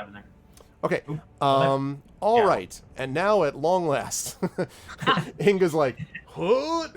So while I was waiting, I designed coats of arms for the entire party plus then some. Hooray! Oh! So Ooh. I like the bee for Tanya. Yeah, the bee is Tonya, of course. Yeah. Inga gets a key because home finder. This is Rosy Burrows, so it's like a rose in a hill. Nice. This is a haven at Midway because like there's a gap in the middle of the cross. Oh, so the that's Haven like, at Midway. I want a flag with that on there for Haven at Midway. Yes. Then this is River, of course. Like I didn't know what to do with the name Took, so I just went with like the whole cooking and homely thing, so it's 3 cups. And Staunton is like the 2 swords cross that he like requested some time ago, and I additionally put 5 stars in there because he is a Dunedain, which makes him a descendant of the Numenorians, and the Numenorians all have 5 stars in their coats of arms. That's super smart, although you did miss an opportunity to do River's exact crest, but with a stick figure falling into it, which would obviously be Staunton's real crest. I just want to be clear. It was 1 star for each time he nearly Did drowned. you say crest? Yeah. Oh no! She didn't hear anything you said after the incorrect term. I could have said Colgate and messed up crest and just made it into a toothpaste and completely botched it all. Yes, that would be fine. more correct than what you said. So. You missed my awesome joke. Instead, fine. Okay. No, I apologize for using the wrong terminology. Okay, what are you, in all seriousness, Inga, what are you doing for this one? So these guys over. Wait. Can I ask which one Bolo hit? Did Bolo hit the same one that Stone had hit before? That Stone had hit, yep. And the ones with a little face on them, like those are. They're asleep. Asleep. Okay, so I did knock this one out successfully. I guess I'm gonna move over here. Oh wait, that guy's knocked out, so he can't do. No, this guy is fresh. This guy. No, I mean this one over here, like moving out of his reach Yeah. would. Yep. What's this called? Provoke an attack of opportunity. Provoke an usually, attack of but opportunity, yes. This one isn't. And this guy, I mean, is this also a flank? Would you get? No, because I'm not threatening him. Oh, okay. fair. But yeah, which one of these looks more hurt? The one on the right, I'm assuming. Yes. Yeah, then I'm hitting that guy with Bright Edge. Okay. What? I'm What? gonna go with Nice. as well. I think it's because you rolled. Oh, did you roll a what? Wait, what? Yeah. These This is are both crits. both crits, but with what? What? But with What did I different- roll actually? I That's don't a even real know what question. you rolled. It looks like damage, but I don't understand. I'm just gonna roll a regular d20. So that's a 9 without my Plus- bonuses. No, which I is- must understand what happened here. It was you rolled 1d20. That was 1 and 19, and then it was like 20 plus 2 strength No. plus 3 proficiency What? or something. No, you What was it? crit on a 1, a 19, or a 20, right? Yeah. Okay, so any of those three Oh. is a crit. Oh my god. Okay, right. I see. But Okay. what But- did I actually roll? That is the question. Like, Yeah, what is the because number I rolled? Because if you rolled an actual 9, I don't know what I don't know why it's highlighted in green. But if you rolled just a 9, or rather, I guess 13. No, because you're not. This is not a surprise person. So you'd be rolling a 9. If that's a full 9, then that would be a miss. So I don't fully know. I'm talking about the green number 9, not the 9 you rolled after. Yeah. That's weird. So Like, your I do strength get bonus- +5 because +2 from my strength bonus and +3 from my proficiency bonus. Right, but it looks almost as if you rolled an actual 4, Yeah. and then you got Mhm. that. So I think that's a miss, I think. Yeah, although I almost want to tell you to just, like, forget both of these rolls, just do it again, and let's just see what happens. I think that's what I'm going to ask you to do. But, Okay, but like, so like I roll it did roll the normally 9 with the here, weapon. So that's a +5, so that is a 14. Does a 14 hit? No, but I Wait, want you to roll roll- I want you to roll the weapon again. I want you to do the Oh. actual weapon again. It's only for testing purposes. Just doing everything as crits. Yeah. But why? It didn't do that last time, but since then it was like 5 updates. So, Oh. 5 roll 20 updates. Can you do it so- one last time, Terry? 15. I mean, I think that this is right. I think it's the thing that's messing up is that it keeps claiming crits, but I think it's actually Yeah. rolling the right numbers. Okay. Yeah, so just ignore the green, I guess. Yeah. So I think yeah. So I think that's a miss, is what I'm telling you. I think. Okay, Yeah. cool. Unfortunately. Second Did you have attack. Did you Second have attack. advantage? Or no? Okay. Oh, for fuck's sake. Nope. Sorry. Can I do anything else? I don't You think can so. curse loudly. No advantage on this one? No, not on this guy because he's not surprised. Oh wait, no, wait a second. You're Which- attacking this guy. Yeah, the one on the right. That Okay, one but I I am am threatening. threatening him. We're literally both threatening him, so you should get advantage on that because he's. Oh, Extremely am I? Yeah, I thought you were going for this guy, but if No, you're That's I'm what I going for thought the more too. hurt one. So, No, like, Okay, you should this one. definitely then in have that advantage. case, Yeah, yes, you because would have between advantage. yeah. I'm Okay, gonna so have that to, would be a I have to have a talk 13 with on everybody the about first the flank. attack. I have to have a talk with everybody about the flanking rules, but there are multiple threats going on here. So yes, I would agree that Okay, this is so an a attack. 13 on the first attack. So 13 will. Hold on, let me take a look at Longo's trusted bandits. That is a miss. Okay. why they're and trusted. The second attack was a 15. That will hit. Okay. Woo! 10. Okay. Yeah, 10. 10 damage to that person who was previously hit. Yes. Yes. Yeah. Okay. Yeah, and I think that's the one actually that you. Oh no, wait a minute. Yeah, right. You hit. That's right. Which the river hit. Yeah, that will bring him down. And so your axe, and you crumples to the ground. Okay. And then I move over here. So you Okay. should be able to see into that room as well. Oh That's- wait, actually. Yeah, I move over here. Okay. Am I?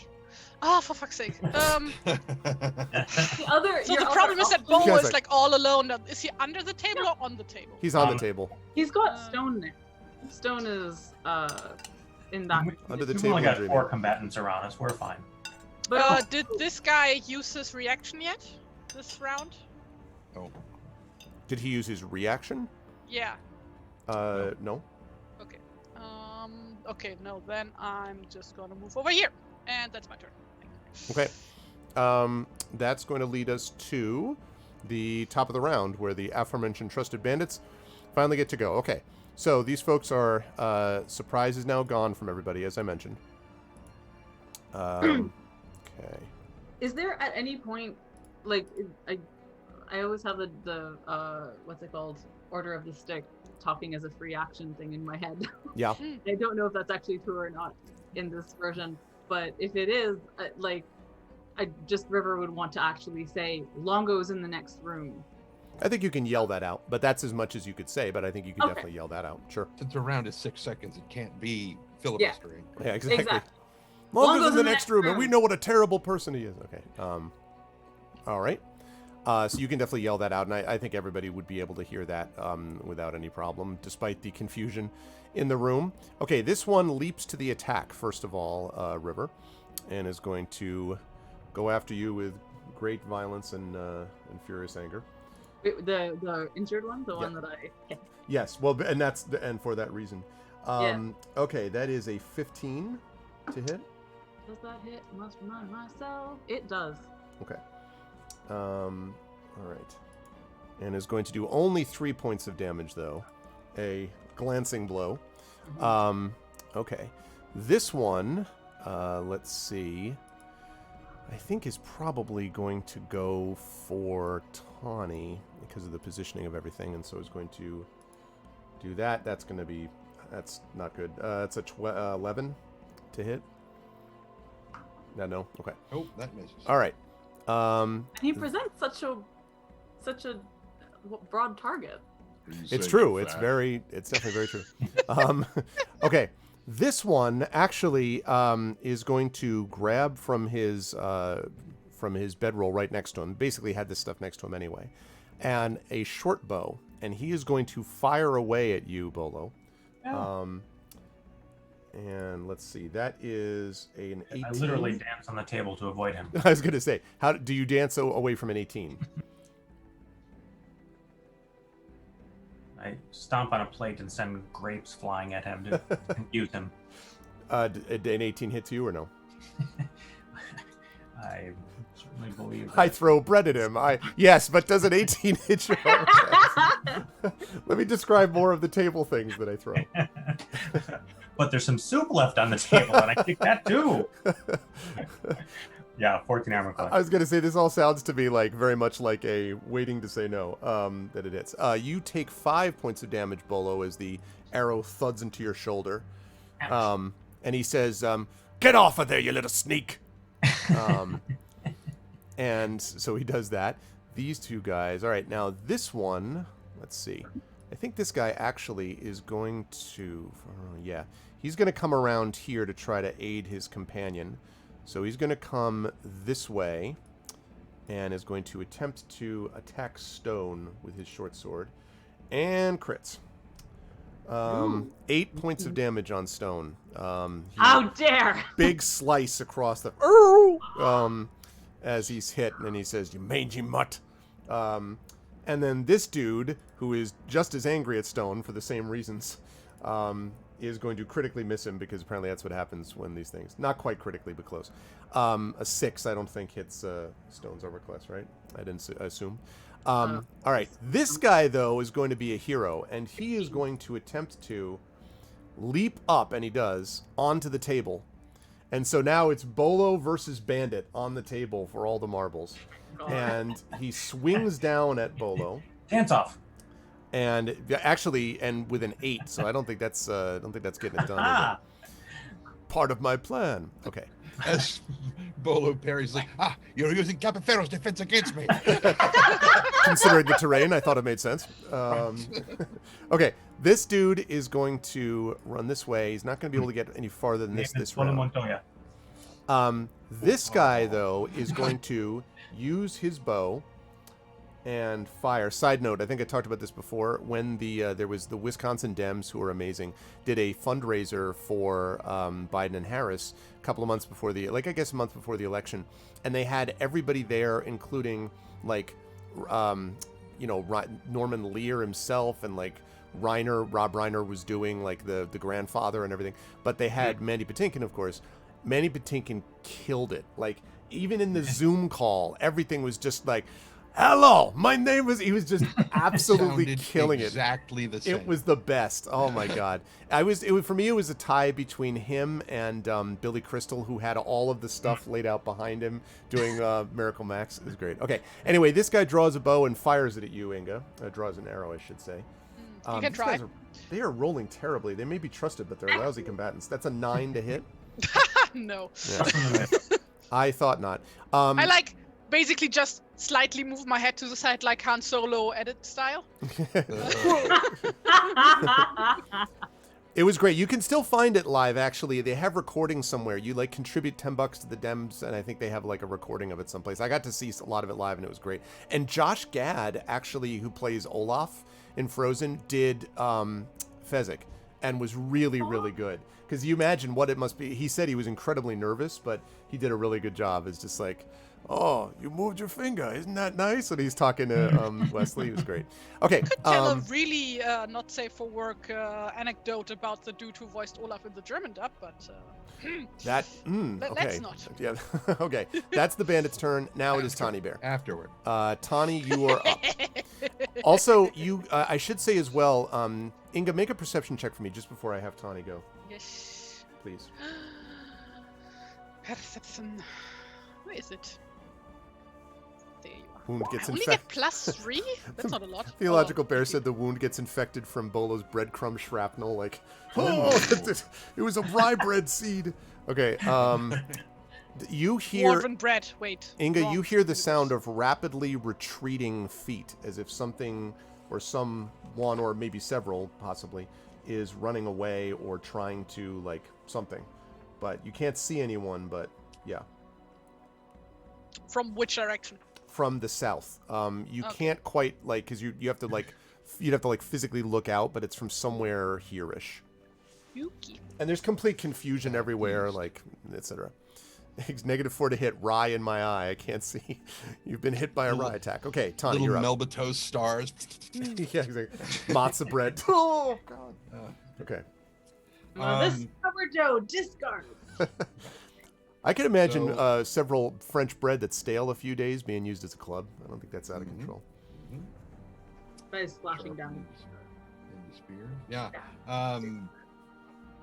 So yeah, I don't think I can get away from this guy without invoking or evoking, whichever one it would be. I think it's invoke. English. Provoke. Yeah, okay, we'll go with provoke. An attack of opportunity. So this dude right here is getting a whole bunch of quarterstaff to the face. Okay. I shot him. It was the yeast I could do. Very nice. Very nice. Oh. Well done. Oh, Well done. You'll fit right in here. Because of that, natural one. Man. So I assume what it is. Natural is that one and a natural 20. And of course, I don't have advantage, so. yeah, on this one. I think what it is you try to hit him, but you literally Inga's just like, wait, huh? Like she's trying to listen and reach, and you're like, I can't. Well, I don't. If only you were a lefty. Unfortunately, You're distracted by the Hobbit on the I table. think that a lot about people. If only you were a lefty. if only you were a Genetically, lefty. I am. Well, but I mean, you're not No, your I mean, character. That's politically. you need to Forget tell me that. Yes, no, I get what you're saying. We should all be lefty in that regard. Okay, so Tawny, that's there. You're kind of hemmed in, Tawny, although you could move over the bedroll if you wanted. I don't know if you want to or just want to stay where you are.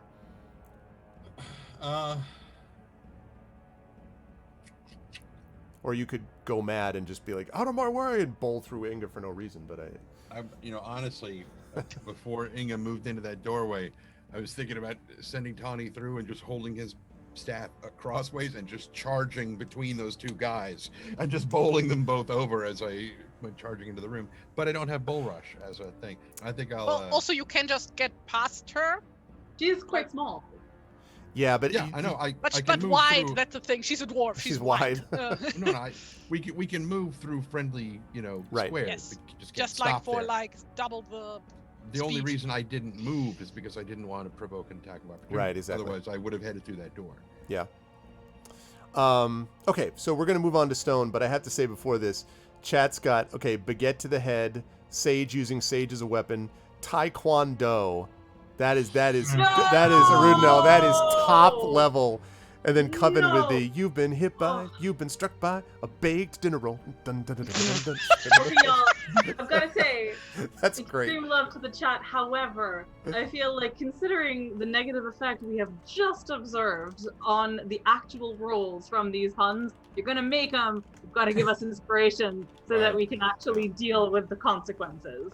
I think this is demonstrable. One data point I'm extracting from it.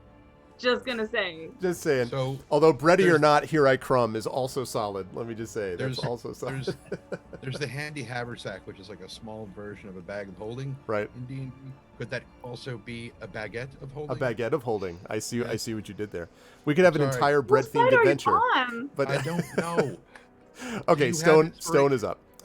Stone has got several things going on. There's a bandit on the table behind him. Stone has got the injured guy, in front of him and then the guy who just clocked him, opened up that cut on his side behind him. So he's kind of in a multiple, attack situation. So I don't know who you want to deal with. The more hurt one, I will say, River, is this guy against the wall.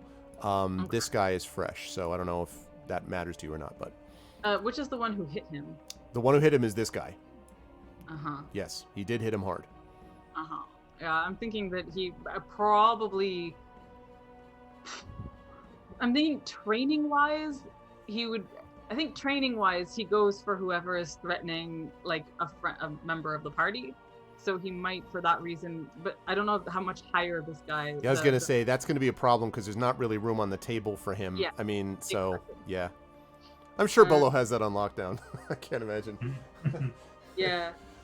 Although, question, I mean, how high is that table? I sort of imagined that because Stone is quite tall as a dog, his jaw might be level with the guy's ankles, but... Yeah, but the problem is the neck. I don't think he could get far enough over to bite him. Like, the guy, you know what I mean? Like, I don't think it's a height issue as much as it is a, type of issue. And it's leaving him very exposed with those other two dudes on the ground. Yeah. So. And okay, is this guy still sort of leaning against the wall? He is, although he's not surprised anymore, so there's no advantage there. But yes, he is kind of like, he's badly hurt, no doubt.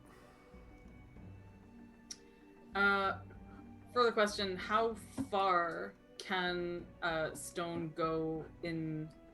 not like that. Sorry. I'm trying to drag in this direction.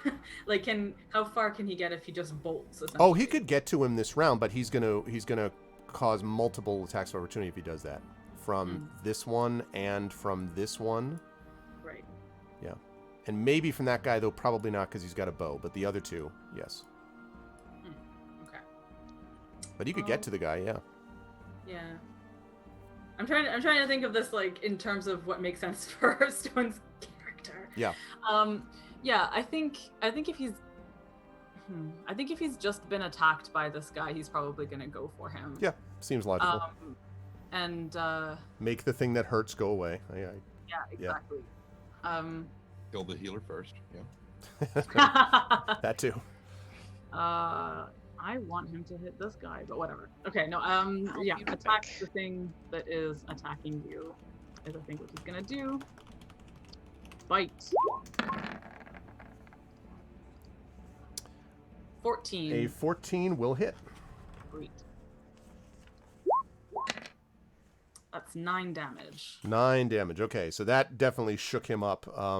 He kind of staggers back from that attack, and I know he has to make that saving throw. And what's the 13? Right, 13. is what he's trying to make. Nope, he sure doesn't make it. So that means that he sort of staggers back and has disadvantage on his next attack. Please remind me if I forget. I think I'll put a little reminder in there to me. Let's see.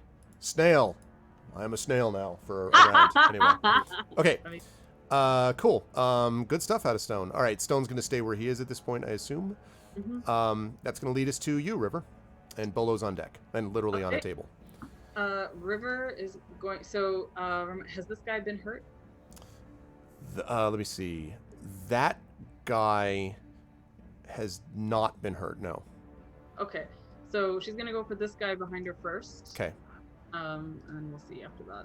So Nice, Coven. Oh, well, cool, Theological. I hope that it's. I hope I'm able to provide something positive then.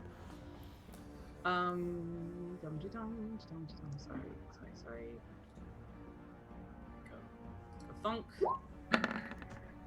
Ka-funk. Okay, so that 9 will miss, but the 24 will absolutely hit, of course. 6 damage. 6. You'll be happy to know that you knock him back into the wall, and he slumps to the ground. Woohoo! And All right. he is dead. Moving for next set of kafunks. Here. While she's doing this, she's gonna say, like, someone go after Longo, for something like that. And presumably, is this a flank if she moves in for this guy who's being You have threatened? to be by- opposite. Right. You have to be opposite. Can she opposite move the here room. to attack? Yeah? Wait. Can you? Oh, when are the bandits in the order? Because They were the top of the round, so Or me. you're right. Okay. So it's all of them and then all of us. Yep. Okay.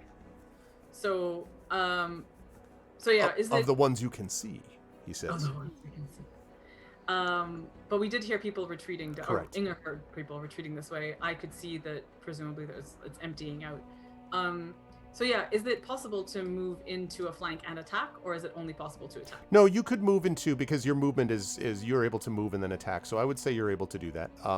It is now, I do want to warn you that when you move there, this guy could get, shots on you. Like, he could move.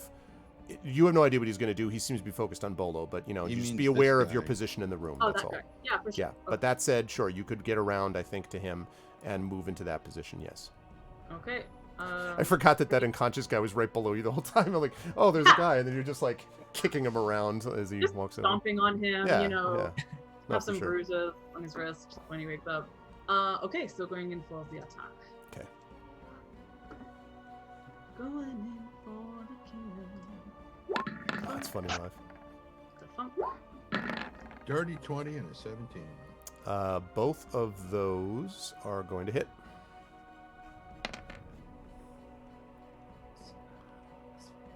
Okay. Nice. 14. Total of 14. Okay. So, he's definitely badly hurt, but not dead. He also is not in a great combat position. He's like, I have all of these people around me. This is not a good sign. Okay, that works. That is going to lead us to Bolo, and Inga's on deck. Bolo, you have a bandit right in front of you on the table. Yeah. So, question. I'm thinking what I want to do is get this guy off the table. Right. I want to do a grapple, but I'm wondering what sort of like tripping skill or Push thing. would be what you're looking for. What is it? Push. Push. You would push him off the table. That's just I like a think he's physical wondering attack. if Bolo can just activate his cloaking device and like vanish into the fray Like away. a predator. There I is an look at- ability like that. Shadow Step, I think was it Right. called? Well, I Or- have, I or have Art of Misty Step. Disappearing, which I have to use at the beginning of an encounter. Right. I don't think I can use it mid-encounter unless like something changes, I suppose, maybe. Also, Like suddenly you find the one ring in your pocket and you just Yeah. that's true. I check just in case, Greg. Yeah, great. The thing I wanted to mention about the pushing thing that Trent's talking about is that is really a fighter maneuver. There is, however, Is think. there a trippy sort of thing, do you think? Yes, yes, I think so. So there are two ways to do this, I believe. I'm hoping for something based on dex instead of strength. That's basically what I'm looking for. That's going to be harder because anything you do, whether it's a grapple, whether it's a charge, whether it's a bull rush, any of those things are strength related. There is, I love that it gives you it says bull rush, see shoving. How about you just tell me what the page number is instead of sending me somewhere else in the index? It drives me up the wall. Okay, so anyway, you can shove. So here's what you could do. You could grapple, which requires you to make a strength or athletics check. You can shove a creature that allows you to make this special melee attack. Not a push, but a shove. So you could shove a creature, but again, that's a strength athletics check. So all of these things are that, really. There's no dex-oriented version of that. Unless you made, the only thing, sorry, Brad, I was going to say, you could, like, make the table, if you could, like, cover it somehow in, like, grease and make it slippery, then you could, like, you know what I'm saying? Like, then you could use your dexterity to stay up while he slips, but it wouldn't be something you'd be pushing him to do. Yeah. So, I've got a better one, though. Go ahead. He's got you've still got your sling in your hand. Yes. Just wrap it around his feet.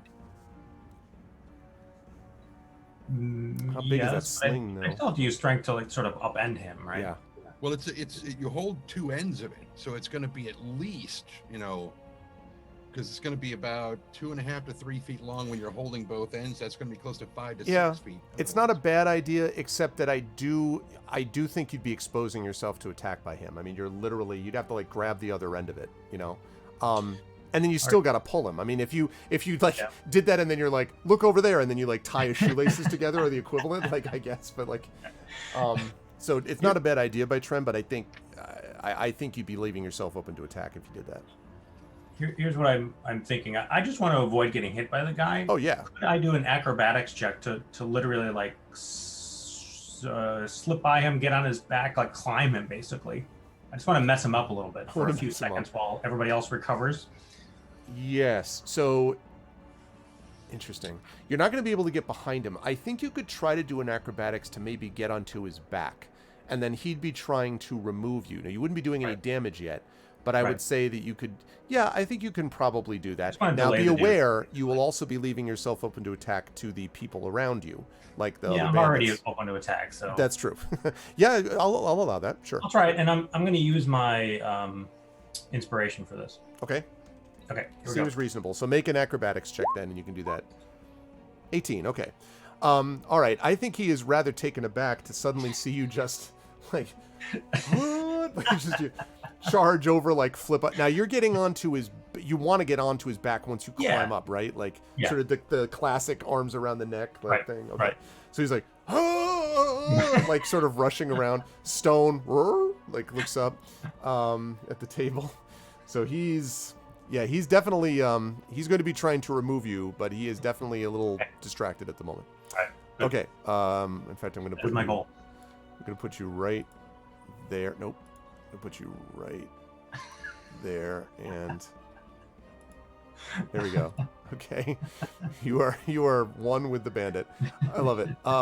Okay, that's going to lead us to Ingrid. Are there hazards on the tabletop that would make him like have to roll to trip and fall now? Well, he's going to have to avoid butter, and I mean, there's things when it gets to his turn, he's going to have to, for sure. This never have they regretted so much the number of condiments these bandits used. Why didn't someone clean up this table? God, it's so disgusting and now dangerous for us. I told you to put all this stuff away. Who even uses paprika? What are you doing this for? It's in my eyes. How much butter do we need? I'm sure I missed absolutely nothing. It's like pepper spray. Yeah, so Bolo just basically leaped onto the back of this dude and has got the classic like arms around his neck thing on the table while the guy is like, ah. So that's what happened. Beautiful. It was great. And it's Inga's turn. Inga, what would you like to do?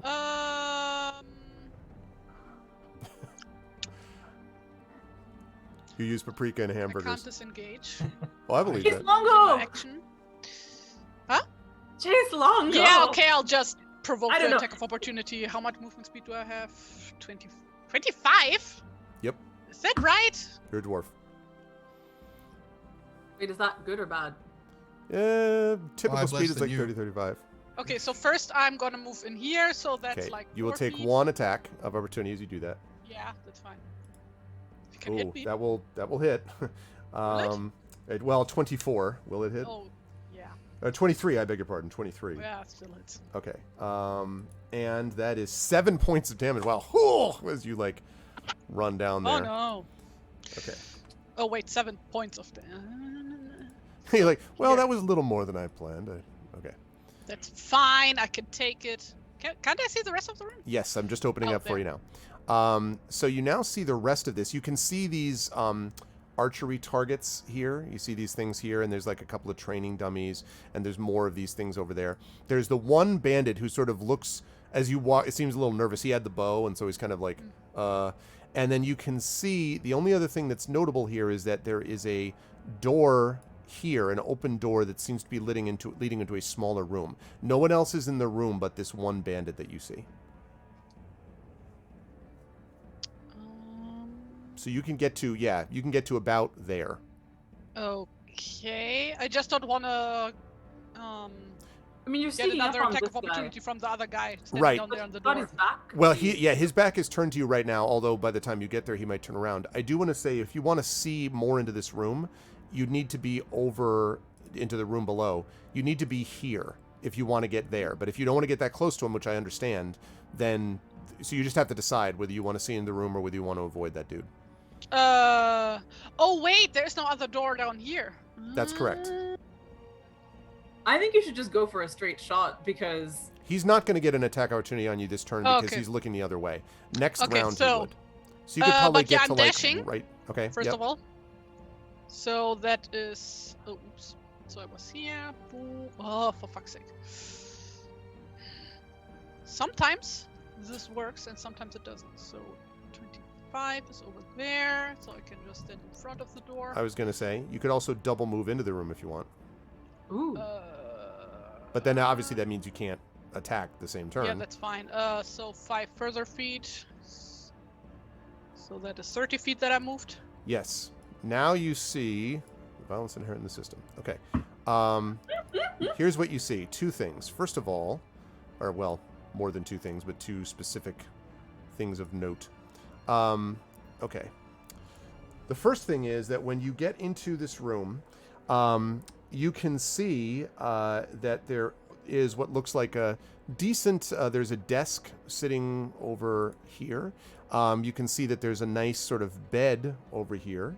And you can also see right here that there is a creature of some kind halfway through a broken open wood window.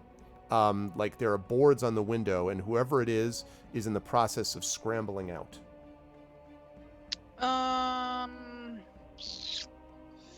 And I've completely blocked that to chat. I apologize. Give me 1 second. I'll fix that. Move that over there. Okay, there we go. So right there.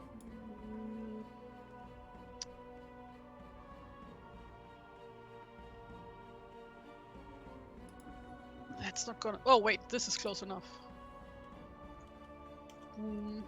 So I'm over here now, which hopefully is close enough to like for him to cause an attack of opportunity if he's. So okay, yeah. So you basically can get to him. Yes. Is what you're talking about? Okay. Yes. So let's put this. I don't want to do this. Yeah. Like I don't think I have any. Whoa, Jesus! never, Oh no, it's a bard! never gets old. Okay. Okay. So you can get there. Now you're not able to grab anything yet, but you're there. So He's grabbing his loot and item attract. yeah, he doesn't actually have a loot. But The ham hock.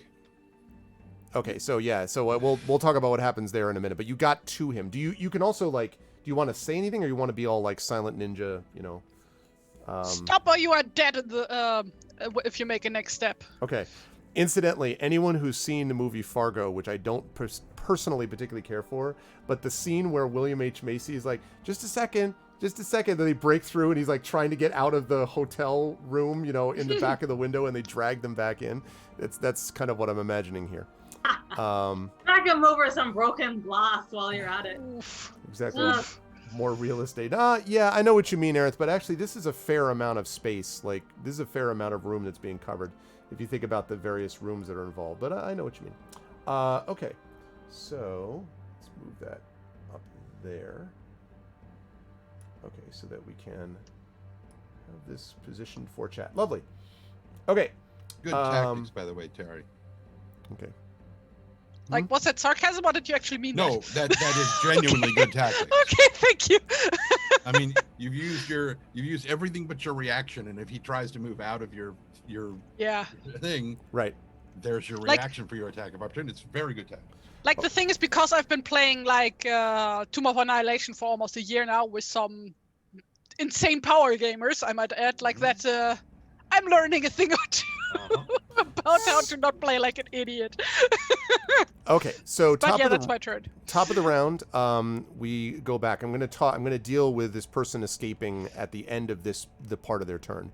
In the meantime, we have some people doing some things. I think this guy here is probably going to. I think he's going to turn and attack River as being the one who's just like beat him the hell Just up. attacked him. Yeah, Tawny hasn't hit him yet.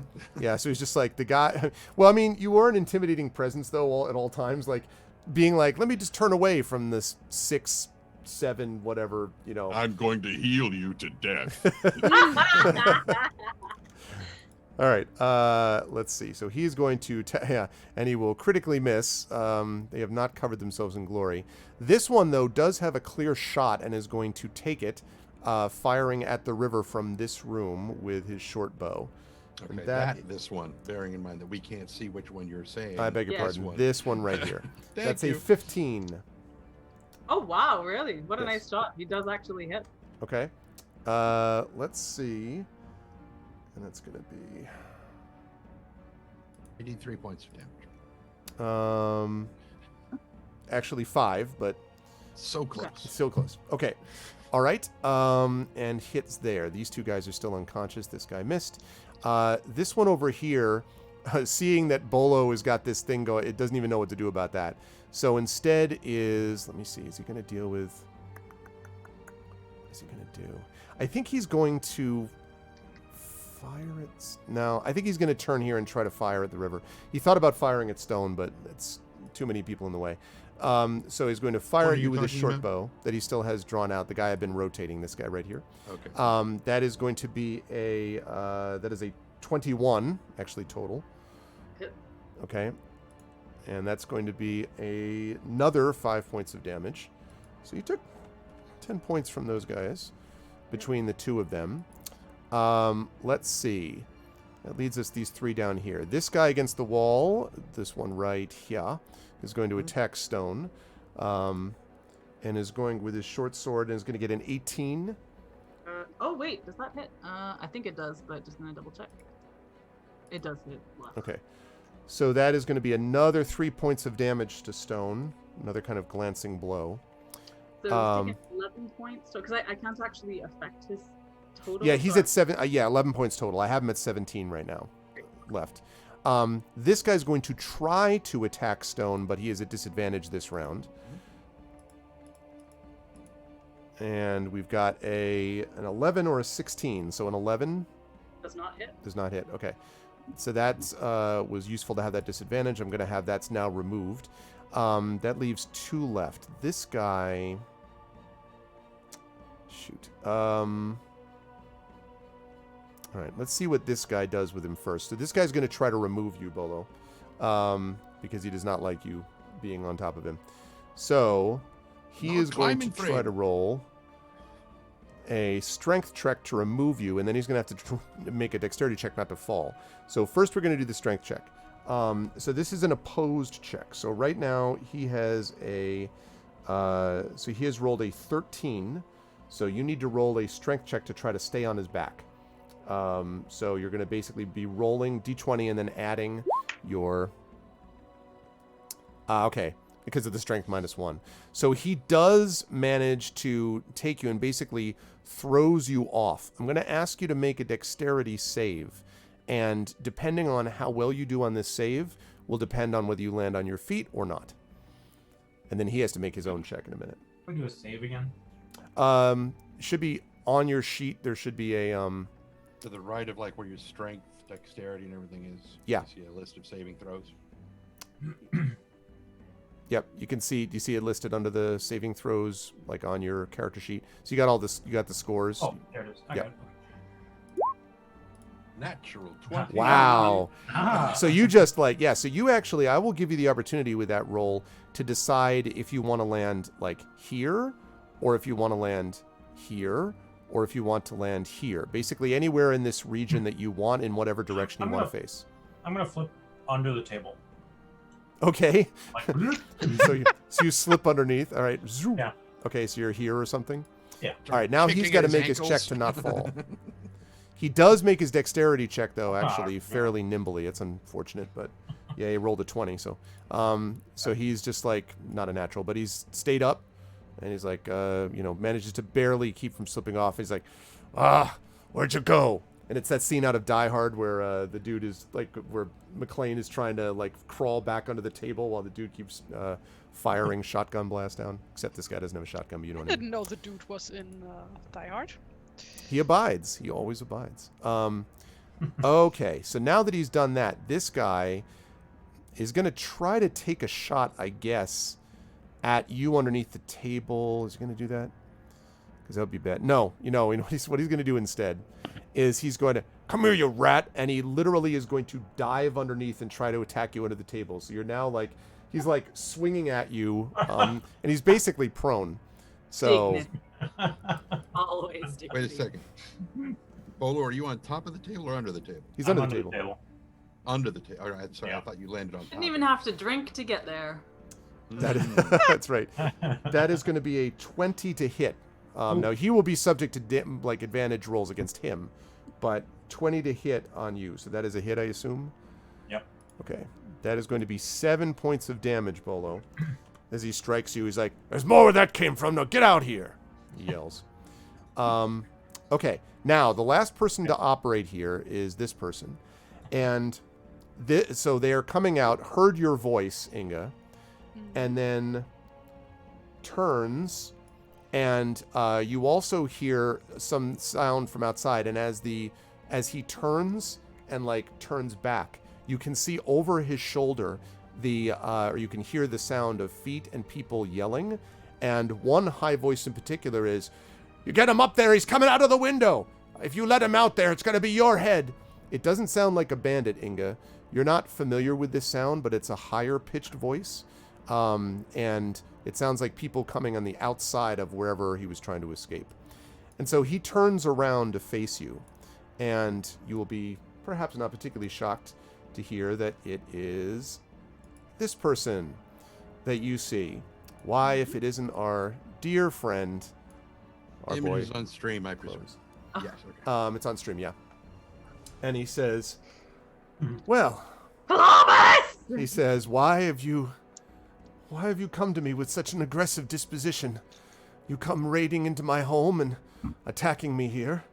There's no reason to do this. If you just tell me what you want from me, I'm sure we can come to some kind of an agreement.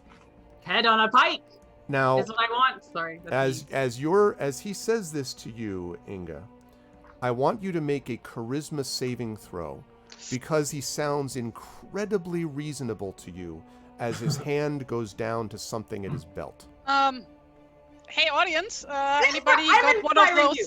Oh, you I'm- inspired me. I'm freaking inspiring Inga. Please let me have Okay. this. All right. Because I have no charisma bonus. So, thank you. I'll use that inspiration on this saving throw, you said? Yes, saving throw. I've never wanted to inspire. Oh, anyone. no! Said it was a charisma saving throw? Yeah, charisma saving throw. Okay. So a 4 and a 3. Okay, But I know that he is Longo. okay. Here's the We key. know. Here, two things happen to you. You see this, you know it, but you're like, but why would you come in here and do this? Inga, you gain a point of shadow and are incapacitated. Oh. Now, this was an overwhelming feeling, incidentally. It wasn't just, oh, I'm really convincing. Something came over you just then. This was magical. And he says, Longo and he kind of says, that's right. Now we're going to have a pleasant conversation, you and I. Back to the top, or back to continuing, I should say, the round. This is going to lead us to Tawny is up next. Tawny is going to shift slightly Good. to the side and whack this dude in the back of the head. Okay. Band of my Agree, Triffid, I agree. character sheet again so I can see my quarterstaff. Swag it! 12. 12 is sadly not going to do it. unfortunately. As both he and the river. Yeah, it's very much like the it's the last Jedi fight in the throne room where a bunch of combat people miss obvious attacks just to make it look cool. Anyway, so my brain and failed. I should not have done that. I just realized what I should have done, but never mind. I screwed it up. well, listen, it's a tough, there's a lot of confusion. There's a lot going on. Yeah. Are you staying where you are though, Tani? You could move if you wish. Like within reason, you could disengage or whatever. Like you could. No, I can't disengage. That's an action. Yeah, but you could shift though. You could move here. I did shift. That's what I. Oh, because you went from there. Yeah. No, I'm just Or going to for kind riding of. a flank, though. Yeah, but that doesn't help with. Yeah, it doesn't getting help with away this. from him. If you had Sentinel, which I don't think is a thing in Adventures in Middle Earth, but anyway, but no, Tanya's just basically going to lean in a little bit closer because the guy's still facing River. the river because she's the bigger threat still, but he's going to kind of lean in. It's like, you heard me tell your friend you should have gone to sleep. Okay. That was your last warning. Gotcha. Okay, he sort of seems troubled, I would say, by that. Okay, good stuff. That leads us to Stone with the river on deck. Stone still facing definitely injured dudes, especially this one against the wall is injured. Both of them, I think, are injured, actually. Oh, no, actually, he missed. No, they're both injured. Yeah, they're both This injured is the now. guy Yep, he got yep. first. Gotcha. Yeah. I think that what Stone wants to be doing here is attacking, but also not being between them. So is it possible to attack this guy and then kind of shift around him, or whichever? Well, not really. I mean, you're gonna if you do that, you would end up creating an attack of opportunity from this guy. There are a couple things you could do. You could essentially shift, I would say 5 feet here, and then you'd only be dealing with this guy for the moment, although this guy could move in. You could move back to the corner, although that obviously is not good long term, or you could, provoke the attack of opportunity, but then be on this side.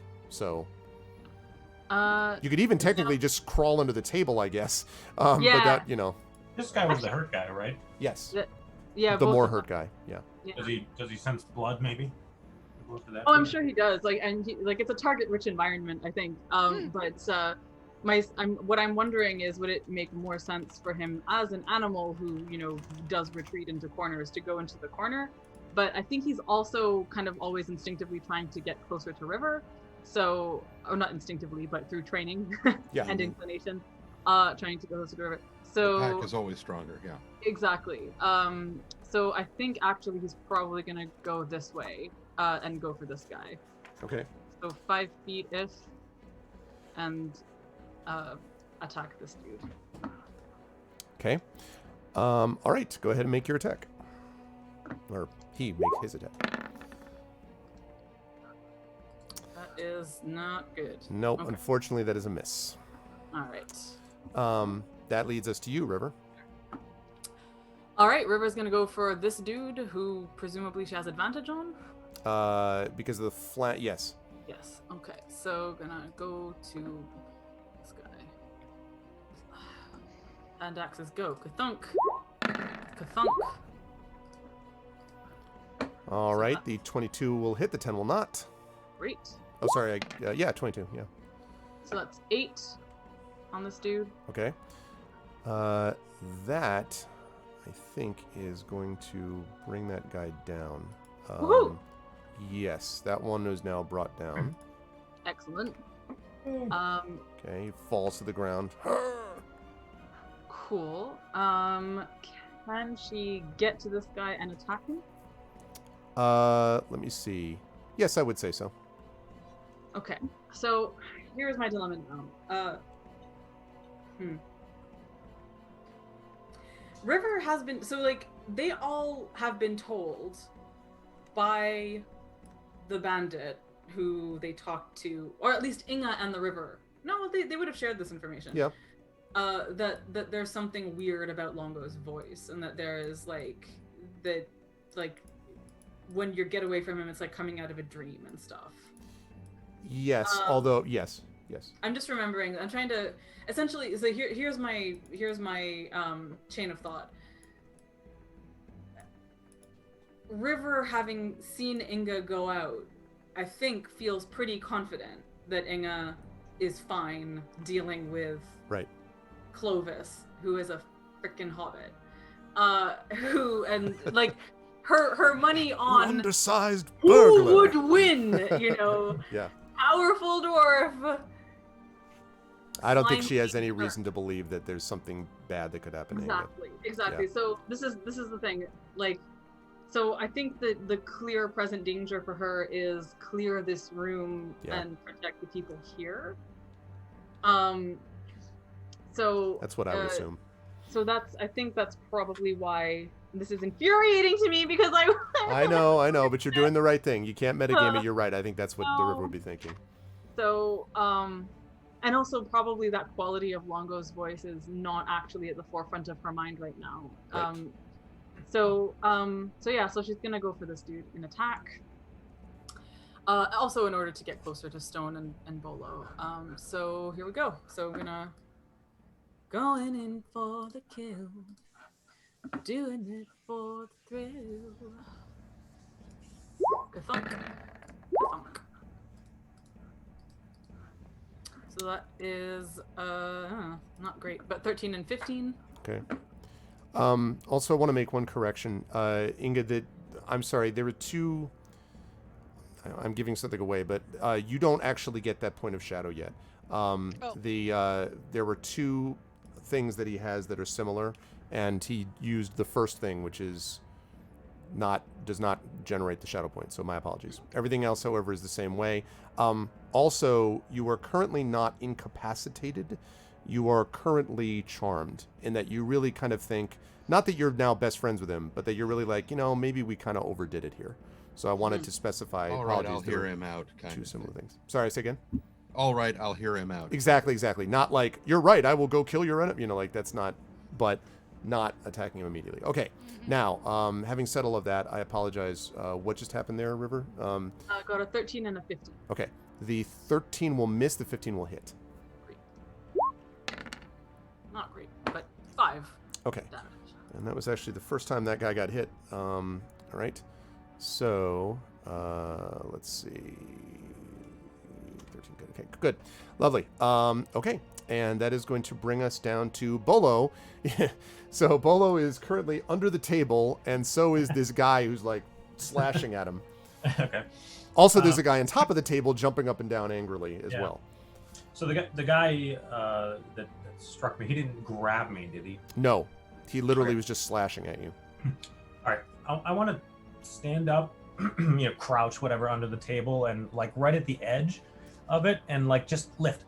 And I'm just gonna try to lift the table enough to knock the guy above off balance. That's cool. That's a strength check, just so you know. Yep.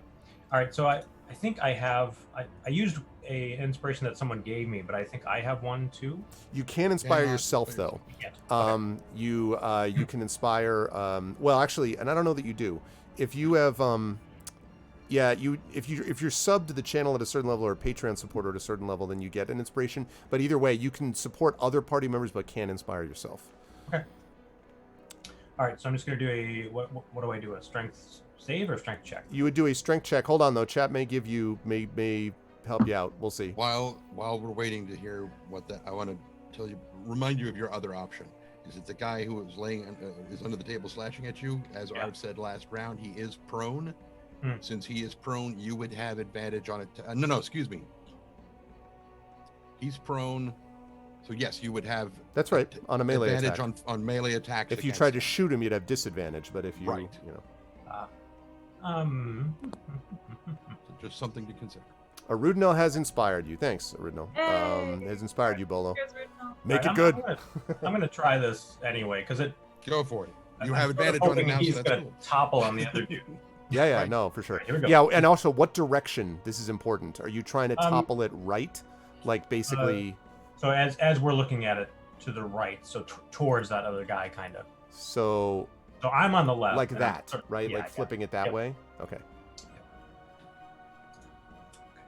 Character back. Here we go. Boom. Oh, man. So you're like... Great. and you're like, oh, why are these tables? Do I- This do is I- not an IKEA. table. Even if I didn't tilt it over, I was hoping to tilt it enough just to. Yeah, but no, not with the guy on top of it. It's all the condiments. It's all the paprika. Like honestly, there's just no. I can just hear Bolo like, I should have had more bacon this morning. And the guy under the table. Maybe if you were a little taller, halfling. He thinks that's very funny.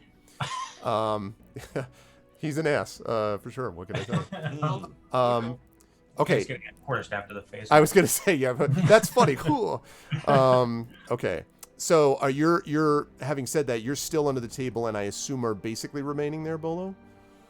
Okay, so that was like a. I mean, what do Because I? you could still left? move. Like That was an action to try to lift that, but you could still move. I would say I though. will- Yeah, go ahead. Sorry. I'm just gonna slip out to the left and stand beside Stone to help protect Stone. Okay. Aw. Normally, I would say the guy would get an attack of opportunity, but since he's prone, I don't think that that's going to work this way. So I think you can just do that. So you can just slip out here. Oops, sorry. You can slip out here if you wish. Yep. Yeah. Okay. So now you were there next to Stone. All right, good stuff. Inga, you were up next. So this basically what happens is your feeling towards this guy is just like, maybe we shouldn't have. And so Longo sort of looks at you and, or Clovis, whatever, tilts his head and he says, now, why exactly did you come into my home to attack me? Why would you do that? And you can see he's starting to move away. He doesn't do it yet, but he's like starting to shift away from the window. So you still have, I don't know how to put this, Inga. You have your will, except that you don't. Again, your general demeanor is kind of like, let's hear this guy out. So I'm not going to make you like attack your own party yet, but I did want to sort of give you the range of action. So you can answer the way you want, or like in that parameter. So basically Inga has like this very confused look on her face, as if she like kind of forgot why she came here. Yeah. Or like why, like specifically to this room, like when you are like going to the kitchen, and then you're like, why did I come to the kitchen? I don't fucking know. I don't remember. Right. And then she looks at Clovis and is like, think I'm here Mm-hmm. because you're trying to take over the town, I think. Why would I do that? No, Inga, you must know. I want only the best for Dale. I have some friends, and you just came into my house. I wouldn't come into your house and attack your friends. Look, if you look outside right now, you'll see some of those friends of yours that are attacking me. And you hear these sounds of like shouting outside and stuff. So like Inga kind of takes like one step over to the window and looks outside and is like, does she recognize anybody? No. They all look like more cloaked, hooded figures who are all kind of looking up at you, and one of them in particular is kind of staring at you, but they haven't had a chance to say anything. But they don't look like the bandits from in here, though. Is it dark outside, incidentally? I can't remember what time It is dusk, so it's like right, you can just make them out. Yeah. Well, I'm a dwarf. That's true. That's true. So you wouldn't even have to worry about that, but Night yes. vision. And then she's like, why don't these people want you to go outside? He says, because I have a lot of people that have this rumors, this propaganda. It's completely unfair. And I'm just trying to get by. And these people, you know who those are out there? They're groups of thieves. You can ask them. I recognize them, and he kind of looks over his shoulder. Brindle's one of them, Brindle the thief. Right, Brindle? You decided you want to attack an innocent man in his home? And she's like apoplectic practically. Like, she's like looking up at you. What are you doing? It's like, what she's doing is listening to someone being reasonable, unlike you, Brindle. And he turns back to you and he says, look, I have a space that you can wait. Why don't you just come into this one spot over here and let's have you wait and we can talk this out reasonably. And he points to this room over here that has a single chair in it. And there is an open, like, barred door here. And he says, why don't you just sit in there and let's all have a nice conversation together, and I'll talk to your other friends, okay? I'm loving, by the way, Amal's gesticulations. No. Window. In the other room, I have this image of her being like, "Oh God, son of a."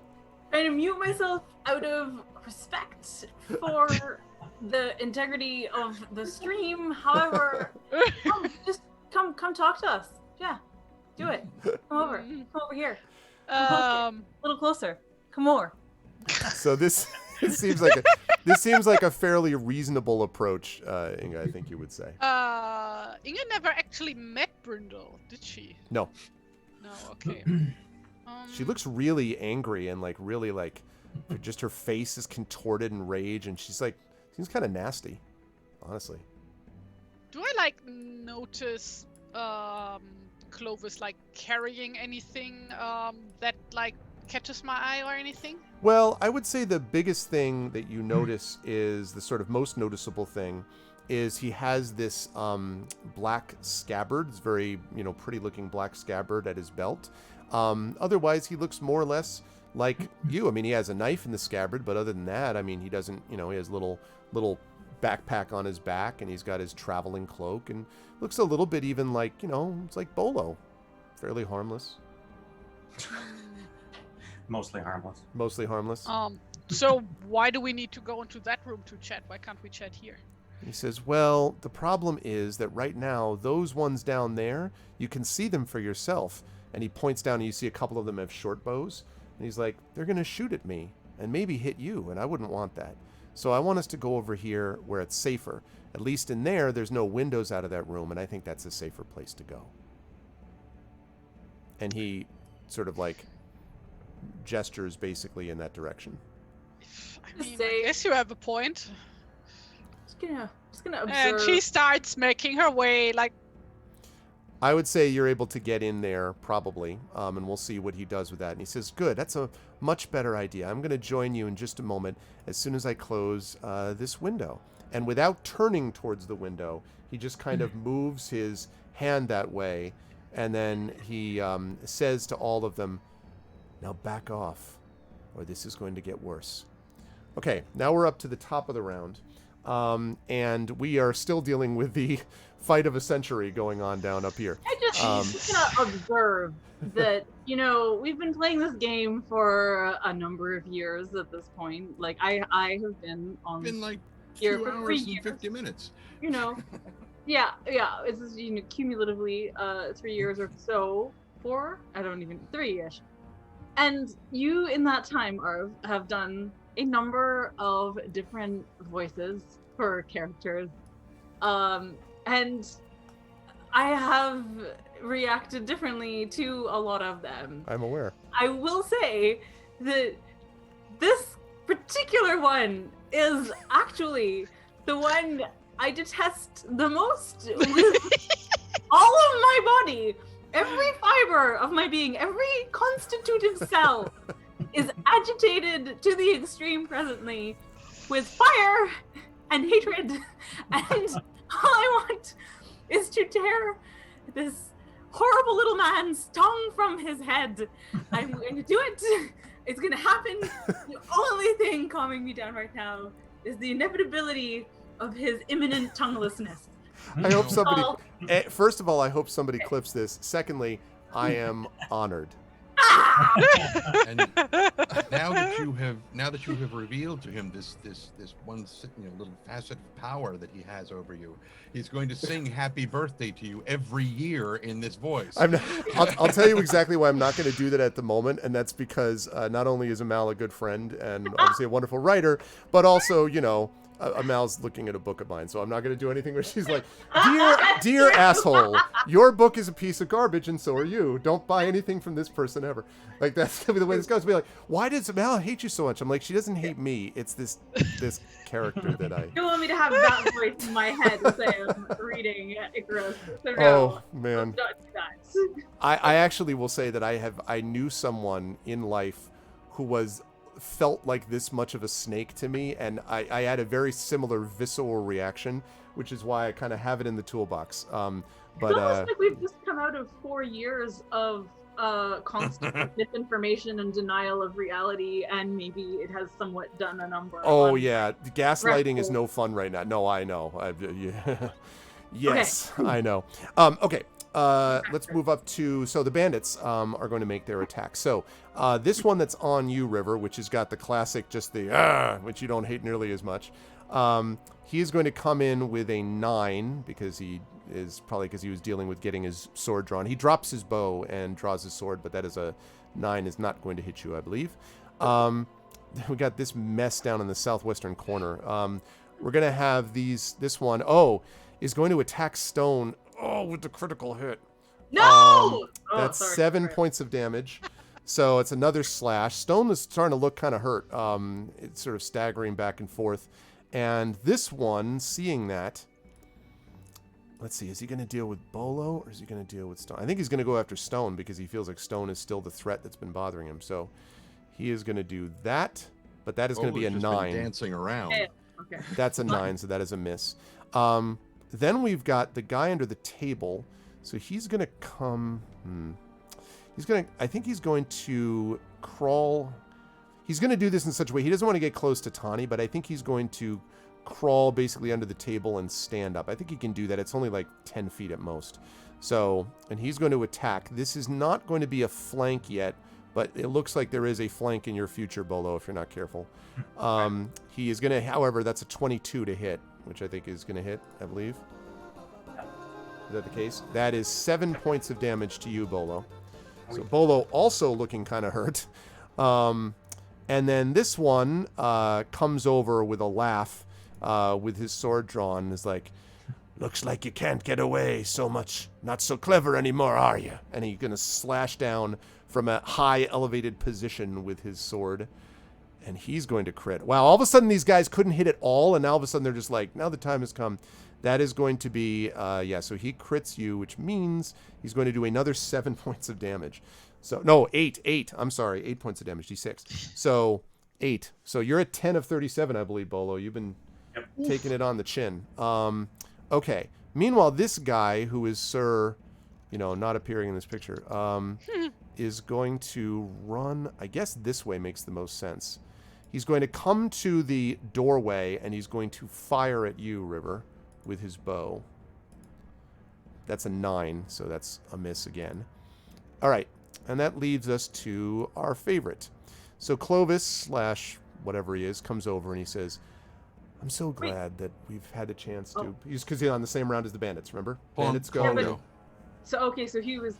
He was just talking on his turn. Remember that this is because of... She's affected by a charm. So he's able to do more stuff with her on her turn than would be the case otherwise. Okay. So, and remember, she moved. He didn't move. She moved over to the room. So now he moves over and he says, I'm so glad that we've had a chance to have this discussion. I'm just going to be here for a moment. I need to go see what's going elsewhere. I need to talk to your friends about what they're doing to my home. So in the meantime, and he closes the door, which is a barred door, I'm going to ask you to just stay. Stay and rot. And then he turns and basically bolts this direction. Now, he's not going to go back to the window. And as he goes basically as he's heading out this way, let's see, 25. I'd say he's able to get just about to here. So out of your sight, but to the door. You see Inga appearing right over here. Here. That's completely the wrong thing. Sorry. Here. You see a grappling hook appear over the inside sill of the window. How can she see it if she's in a room that's... Because it's a barred door. Barred door. Barred, like a jail cell. Barred. Sorry, I was imagining a wooden bar. No. Okay, never mind. I was imagining a bard. Yes, And, the bard is standing in front of him. Exactly, yeah. Standing in front of Inga. Well, this is a difficult situation, but since we're here anyway... Okay. A new song. Just for this. A song of imprisonment. Okay. So, and I'm going to come back to Inga when we get to her. All right. That's going to bring us to Tani. You were up next. You have... you were facing... Which direction were you facing, Tani? This way? Sorry. Facing down towards this. Down towards this way. Okay, right. Got it. But you would have seen the arrow, like, miss her, so you probably know there's someone at the door behind you. Yeah. So. Oh, well, I was... because I was facing towards the guy that she just killed. Yeah. But I've been acutely aware of the disaster that is forming in the south. Yeah, this is a mess. Yeah. And so because of that, Tawny is going to move over here and is going to clock this dude in the back of the head. This dude specifically? This dude. That guy, yeah, I figured. Okay. Because this is just not going well. And the quarterstaff, 2 hands in the back of the head. 14. That's a hit. Hooray! And now we know there are. Yep. I want to note, by the way, for everybody, this is currently not a flank on this guy because Bolo has got 3 people he's engaged with. He can't provide any flanking benefit at all. So I'm just letting everybody know. In fact, he is flanked at the moment. So we'll see if that changes after this hit. All right, go ahead and roll your damage there, Tawny. Take 7 points of bludgeoning. 7 bludgeoning damage. Oh, ow! And he kind of, kicks forward. So this guy was... All right, so he's a little hurt now. Let's see. 1, 2, 3, 4, 5, 6. I keep looking, and there's still 6 guys because 4 of them are clustered down there. Yeah, okay. Anyway. Good stuff. So he's like, "Arr!" and kind of turns and sees you and, "Arr!" Okay. That's going to lead us... your friends go down, right? Sleep. Yeah. We outnumber you here still. He says nervously. That leads us to Stone, who is hurting and has got multiple people around him. Right. The most hurt one, in case you're curious, is here. Right. Right. Hey, big boss. Standing next to Stone, I want to inspire him. Him? Yes, Okay. him. Yay! Aw! Outstanding. Thank you. Yeah, Stone. Hooray! You can do it. Yeah, I'm wondering. Oh. Well, wait. Is this wait a minute. Is this an actual mechanical inspiration? Yes. Do you have an inspiration to give? Wasn't I gifted one or no? No, it doesn't work that way. You can't. Oh. First of all, I thought you used that.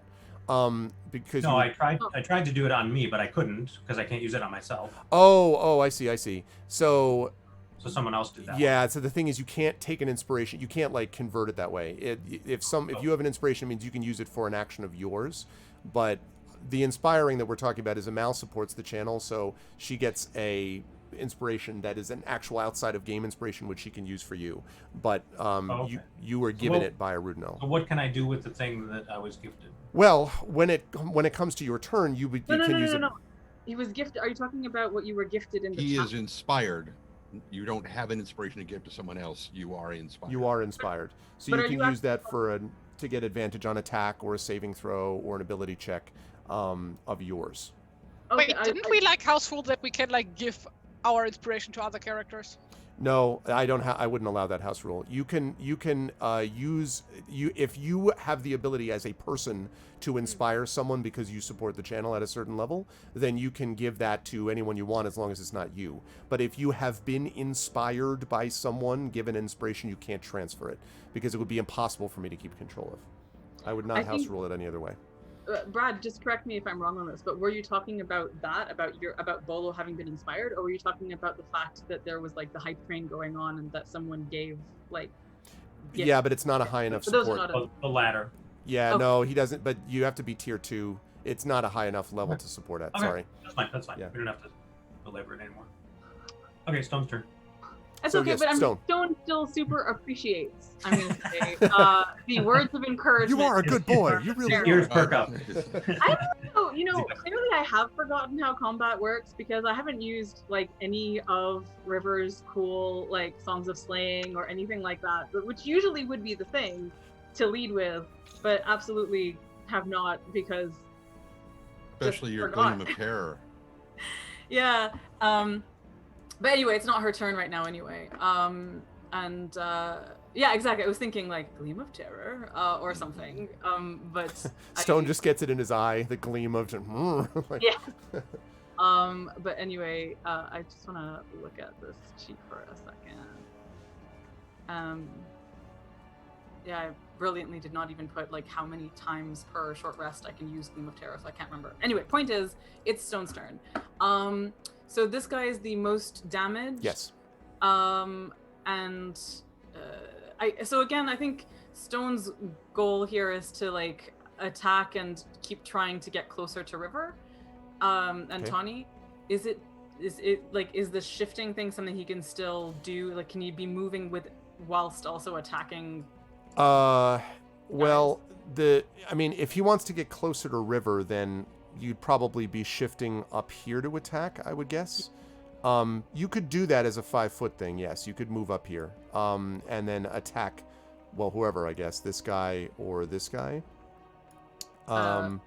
Did you just say this guy or this guy? 'Cause I can't- Yeah, I highlighted, though, like this guy or that guy. Okay. You of could do those that. Of those two, which one is more damaged? This one is more damaged. Okay.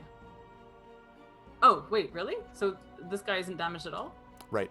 Down That- 7 points. Oh, no, he just got hit. He just got hit by Tawny, yeah. And the other guy only has 5 points of damage from. Okay, cool. All right. But if he attacks this guy, presumably he gets advantage because River was attacking him. That's true, yes. Okay. Okay. I think that's what's gonna happen. Okay. I think that's the pattern he'll most likely fall into. That's the comfort zone. Also, being close to Tawny means hurting less usually. So That's true. I think that's how he's gonna go. So Stone's gonna attack this dude.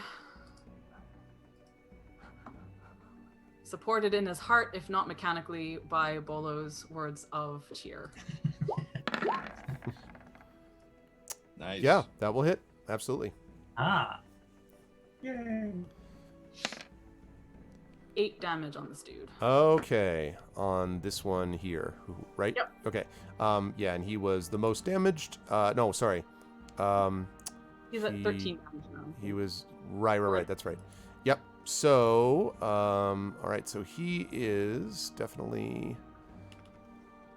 Oh, the beautiful husband. Thank you, you wonder, you precious treasure, you joy. Oh. Gee. Okay. Oh. So, yes, he is badly hurt now. And feels the bite, as it were. Oh, and is also going to make his strength saving throw. DC Right, yep. 13. Yeah, he is going to make it though. They've been pretty good on most of these strength saving throws actually. Okay, so he does stay standing, but is in obviously a bad spot. And now it is River's turn with Bolo on deck next. Alright, River's gonna go for this dude. I assumed he was going to finish him off. Try to, yeah. Inshallah. With this flank. So here come Kathunk. So that's a 24 and a natural 20. That's. I have a feeling we're going to remove this person from the picture. hooray. So that was 9 slashing 9 plus max. So plus max, which is I think 10. okay, yeah. So Oh wait, no, sorry, it's 9 because that was a 6. so 18 yeah. total. Yeah. Okay, so that is going to slam this dude into next week. He is taken down. Okay. Here, I'm He's gonna go beginning for to thin out a bit. so I'm gonna go for this other dude next. Yep. This guy again, not flanked. You're not in a spot where you can do that because Bolo is, Right. not in a position to deal with him. Yeah, that's So. fine. Just gonna go for the kill. Ka-thunk. Ka-frickin' thunk. That hit for sure. Did it not roll twice? It did. Oh, sorry, The first one 11 actually is a miss, but the 25 will certainly hit. Oh, sorry, there we go. Yeah, I was looking at it weird. Okay. That's 7. All right. Not dead, badly hurt. We have now a number of badly hurt people. And 2 guys, actually, this one and this one that are not hurt. But the other 3 are badly hurt. Okay. You're going to stay where you are, I assume, River. That leads us with Bolo. Now, Bolo, you're in a bad way, although there are a lot of hurt people around you, at least. What do you want to do? So I have my sling in hand. I guess I could switch, but am I impeded from using that? Using the Close sling? combat? Yeah, you would not be able to. You'd be doing it at disadvantage because of the close proximity of where you are.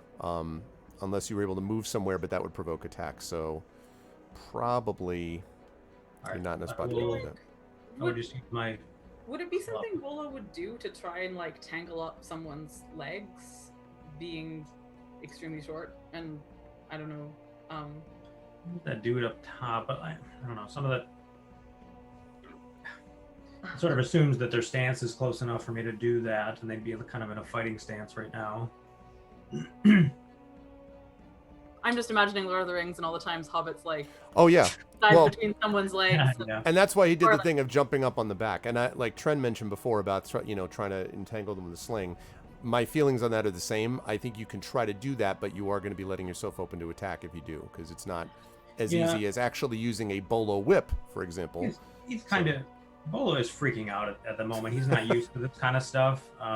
So I'm going to try to use acrobatics again, and just my goal is to roll over here.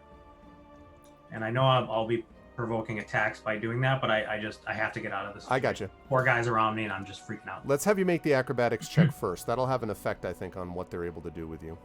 Okay. Here we go. Okay, so 15. All right, so this one I think is not going to take an attack opportunity against you, and this guy is not going to be able really to hit you. The other two, though, I think are going to try. So the Right. other two will try to make attacks. Ugh. That's a 20, and not natural, and a 16. Both hit. That's 5 and 4. 9 points of damage, jeez. Welp, Down to 1. with your single point of damage underneath the table. All right, but you are able to do that now. So you come out on this side. Yeah. And so Okay, they're all, rat. So is, and I forget how this works in this game. Like in 5e, you would have, like, if I didn't attack, I could do like 2 movements, like double movement. Correct, kind you of can double thing. move, yep. All right. I want to continue into here. I'm just too hurt to fight. In here, okay, Into I was that going to say. room. Okay, so you duck into the storeroom. Yeah. Okay. And at that point, if I can't, like, as soon as I'm out of eye shot of Right. everybody, I'll use my Art of Disappearing. Ooh, Okay. good You know, call. so if someone comes into that room after me, that they probably won't find me. Sounds good. Double check for me and see if it's an action to do that. I don't know that it is. I don't believe so. I'll double check. Okay. Let me- In the meantime, Inga, I'm going to ask you to make here a wisdom saving throw because Clovis / maybe Longo has left the area. So not seeing him in your eyesight and not having him in the area means they're going to give you a chance to try to overcome what you're facing. So Okay, 12. 12 is not going to do it. Sorry. So you still are like, well, what are you feeling? Like, how are you? You see the grappling hook. You're like, he just left. Oh, so I failed that roll, yes? Yeah. Okay. How hard did I fail? Not by a Like barely? huge amount. No, I wouldn't say barely. You failed, but it wasn't a terrible fail. Okay. Yeah, I guess she's just sitting there waiting, like, just like hoping that something happens. Something is gonna happen. Just sitting there, twirling Okay. her thumbs, as we say in German. Still confused, presumably a little bit. Like, Yeah. Kinda like, why? why is this all happening? Okay. Yeah. Got it. Okay. That's going to bring us up to the top of the round and an increasingly or decreasing number of bandits that we're dealing with here. Okay. Let's see. So this one is not going to worry about the hobbit that just disappeared. He is going to increase his efforts on stone. And with a 7 is not going to do anything there. This one is also going to try to get stone. And with an What is 8 your obsession with my dog? isn't going to do anything there. He's big and he bites a lot. That's Yeah, the so problem. get away from him. Don't keep trying to provoke him. You Okay. fool. This one now is going to turn. Where do they go? He's going to face River, I think, and is going to try to hit River. Slightly getting better, an 11. Boy, at this rate, they might actually be functional in a few days. No. All right, and this one here is going to I think is going to jump off just down to the ground, so it's not any kind of a big check, and then is going to attack Tawny. Wow, and miss. Just for the record, that was 4 attacks with 4 misses. Beautiful. This guy is going to fire at Tawny from the doorway with a 15. Let me double check something.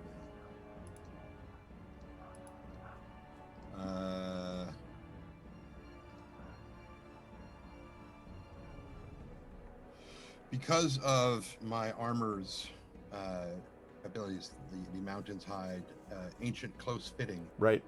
Once per long/short rest, if an enemy hits you with less than a 4 advantage over your AC, I can declare the attack misses instead. I'm going to do that now. Nice job. Nice. Wait, Nice. no, I was just recalculating because hide armor is 12. Right. Make sure AC 12. I've got a +1 for my dexterity. I Right. get 13. I get +2 from Ancient Close Fitting, which brings it to 15. and I get a +1 from Ancient Cunning Make, which makes it 16, so he would have missed anyway. Oh, I would have missed anyway. All right. I- That's fine. Hooray! Well, then it's a I miss. need to adjust my AC. It's Great 1 job by +2. the bandits. Way to go. Nice work Yeah. by them. Okay. So suddenly at the door, you see Longo here. Or sorry, Aha, so it is beg your Longo. pardon, Clovis. Damn it! You see Clovis appear, and he looks at all of you, and so he kind of comes to the door and he says, "Well, it appears that we have people who've decided to invade my home. Why would they do that?" Now, all 3 of you in this room, Bolo, you hear this as well, but he's not looking at you. He sees the 3, Stone, obviously, and the river and Tawny. And so he looks at you and looks at the 3 of you, and he says, "Why would you do that when instead we could just be friends?" Now, this time, clearly, his hand drops to the scabbard. Now I need all 3 of you, including Stone, not Bolo, but the 3 of you, including Stone, to make a charisma saving throw for me, please. This is the one that I thought I was putting on, that he was doing for Inga, but he was doing something else with Inga, So I'm gonna do that. However, I want to say to the chat that if anyone desires to inspire the river so that the river's rage in the situation is commensurate with that of her player, I would appreciate it, is all I'm gonna say. Inspirations are there. They are. Will anyone give inspirations? I bet nobody knew that. I'm glad that I reset these inspirations in time for this, because we definitely have people Yes, asking I about it. will. Okay, so yes, that's right. Of course, Tren does himself have inspirations, like the ones that he can give because of support. So you will inspire the river, or you can inspire the river, obviously. Exclamation point! Inspired space river. Yes. Good stuff. And so she's inspired. I think you already used your inspiration because you were trying to help Inga, right, Amal? So I don't think you can inspire Stone. And sadly, Stone is also played by you. So, all right, chat. Inspirations or not, it's up to you. Going once. It is. Going twice. Also, actually, before the going twice ends, just remind me of where the saving. Oh, there they are. Okay, never mind. I've got them in the Okay. little box. Yeah. Inspiration chains, exactly. One character inspires the next. Yeah, sort of, depending on how it goes, Aaron. Okay, so it looks like you're doing this the old-fashioned way. No inspirations for you. So you are inspired, but Tawny is not inspired, and Stone is not inspired. Think. 4. Oh, boy. Okay. Here's Amal, which bonuses from your weapon did you get again? Because one of them might give you a +1 to your saving throw. Oh, yes, in fact it does. Runes Right. of Victory does do that. Okay. Yes. And again, this is charisma, remember, saving Yeah. throw. So, I'll talk about what happens to Tawny in a minute. Bursts into flames. 1d1. Okay. This feels so narratively appropriate to me, by the way. 22 You're like, actually. You Yes, 22. go F your... You, like, I just So, think... Anyway. River's reply. I will Yes, say, I please, don't know please. if Tell me the maybe reply. I don't know if I should roll Stone Roll first. Stone first, please. My heart is pounding so hard right now. I cannot do anything. Now, saving throws. I don't know if I've ever done this for him. Do I just... If 'cause- not, then you can just do for now just charisma. Use his charisma, and like if there's a D20, and then if there's a bonus, like a charisma there's bonus. negative on the... Yeah. Which I think is wrong. He should have... My dog is charismatic. To you for sure. Well, to anybody who loves dogs, of course. That's a nine. Okay. So Dogs just have a naturally high charisma. I'm going to let you have your reaction in a minute. I want to talk about what Tawny can see what he wants to do. So, you say that, let's all talk and be friends. Stone is kind of like, his ears droop, like, and he literally just kind of lies down. So he is incapacitated for the moment. Also, although I don't think we've been keeping track of it, so I won't, Stone technically has a point of shadow as a result of this too. So... This is a there's a sort of profound sense of like just why are we doing this? We were bad people to do this. And Tawny, you also, this is not a charm. You are incapacitated and also get a point of shadow. And so you see this happen to your friends, like literally, like Tawny. I don't know if you like sit down or like what you do. Yeah, he basically just plops down on a stool that's right there at the table. So you see this happen, River, and so you, on the other hand, are like not affected by it. You feel it, but you're not, So what do you say? Like, you tell me. What exactly did he say? He said, let's all talk about this like friends instead of robbers invading my home. You murderous, worm-tongued scum! You killed Kilda in her bed! You will... Expletives, which I will not actually say on his chat. But River doesn't usually cuss, but like, if you could just visualize. I know that most of River's affect is usually like watery rivers, and stuff like that. Yeah. If you can just imagine a waterfall in reverse, where water is basically boiling upwards in a superheated way and sort of becoming not unlike magma in this sense. Like, lava also flows in rivers, and that is the thing that is happening here right now. The absolute fury that she feels in the presence of seeing something done to her already very injured dog and her friend, and Inga not here. And now I think the memory of the bandit saying, like, don't listen to him. Yep. And stuff like that takes hold. And she just lets loose. I don't know if I can do anything besides that reaction. No, but that that's clear. And he sort of, so he hears that and he smiles and he says, Can I make that an intimidation thing? No? Is that an action? not definitely not on his turn, no. And I would say what you've said may have an effect later, but at the moment, he hears that and he nods and he says, those are very brave words for someone who's about to choke on them. Have a pleasant day and think about what happens the next time you invade someone's home. Kill her and kill the dwarf in the cell too.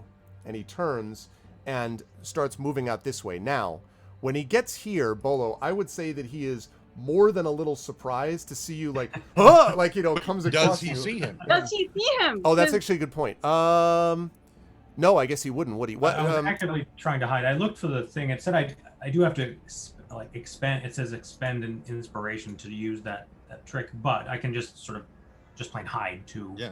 Okay, which I assume you would have done. So, yeah, I was doing. So I'm going to ask you to make a stealth check then. I want to see whether he discovers you as you walk through. I'm also going to assume that Bolo heard that. Oh, yeah, for sure. I mean, at least heard yeah. it, but didn't have the same effect on him, interestingly. No, heard River's reaction specifically. I mean, she was Oh, not yeah. Oh, yeah, 100%, yes. Okay. Very mediocre 9. Yeah, so he comes through this door, and where were you trying to hide, Bolo, in the room? These are like tables and stuff.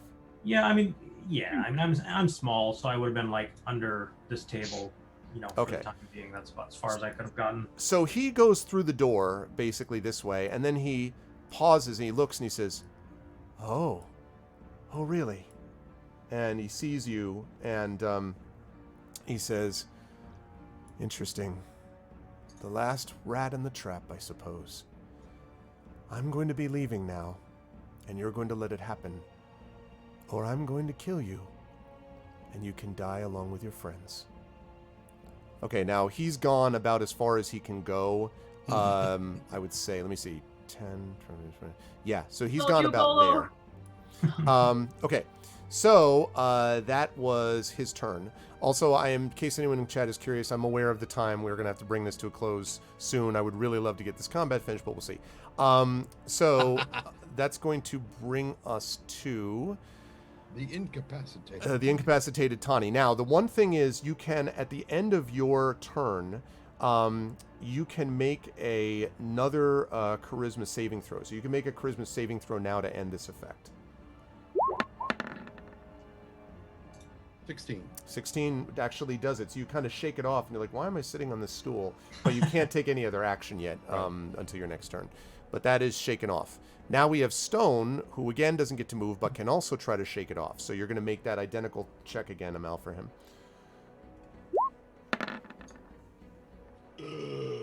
He's like even more depressed. He's like, Oh God.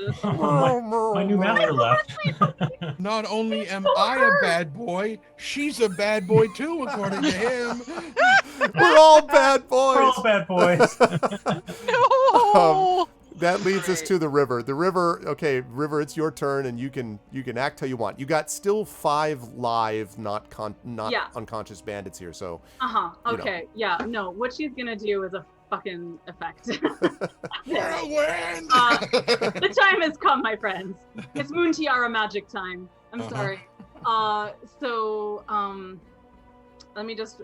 So. Interesting. Okay. So what I'm trying to remember, so I'm sorry that I didn't write this down. I can't remember.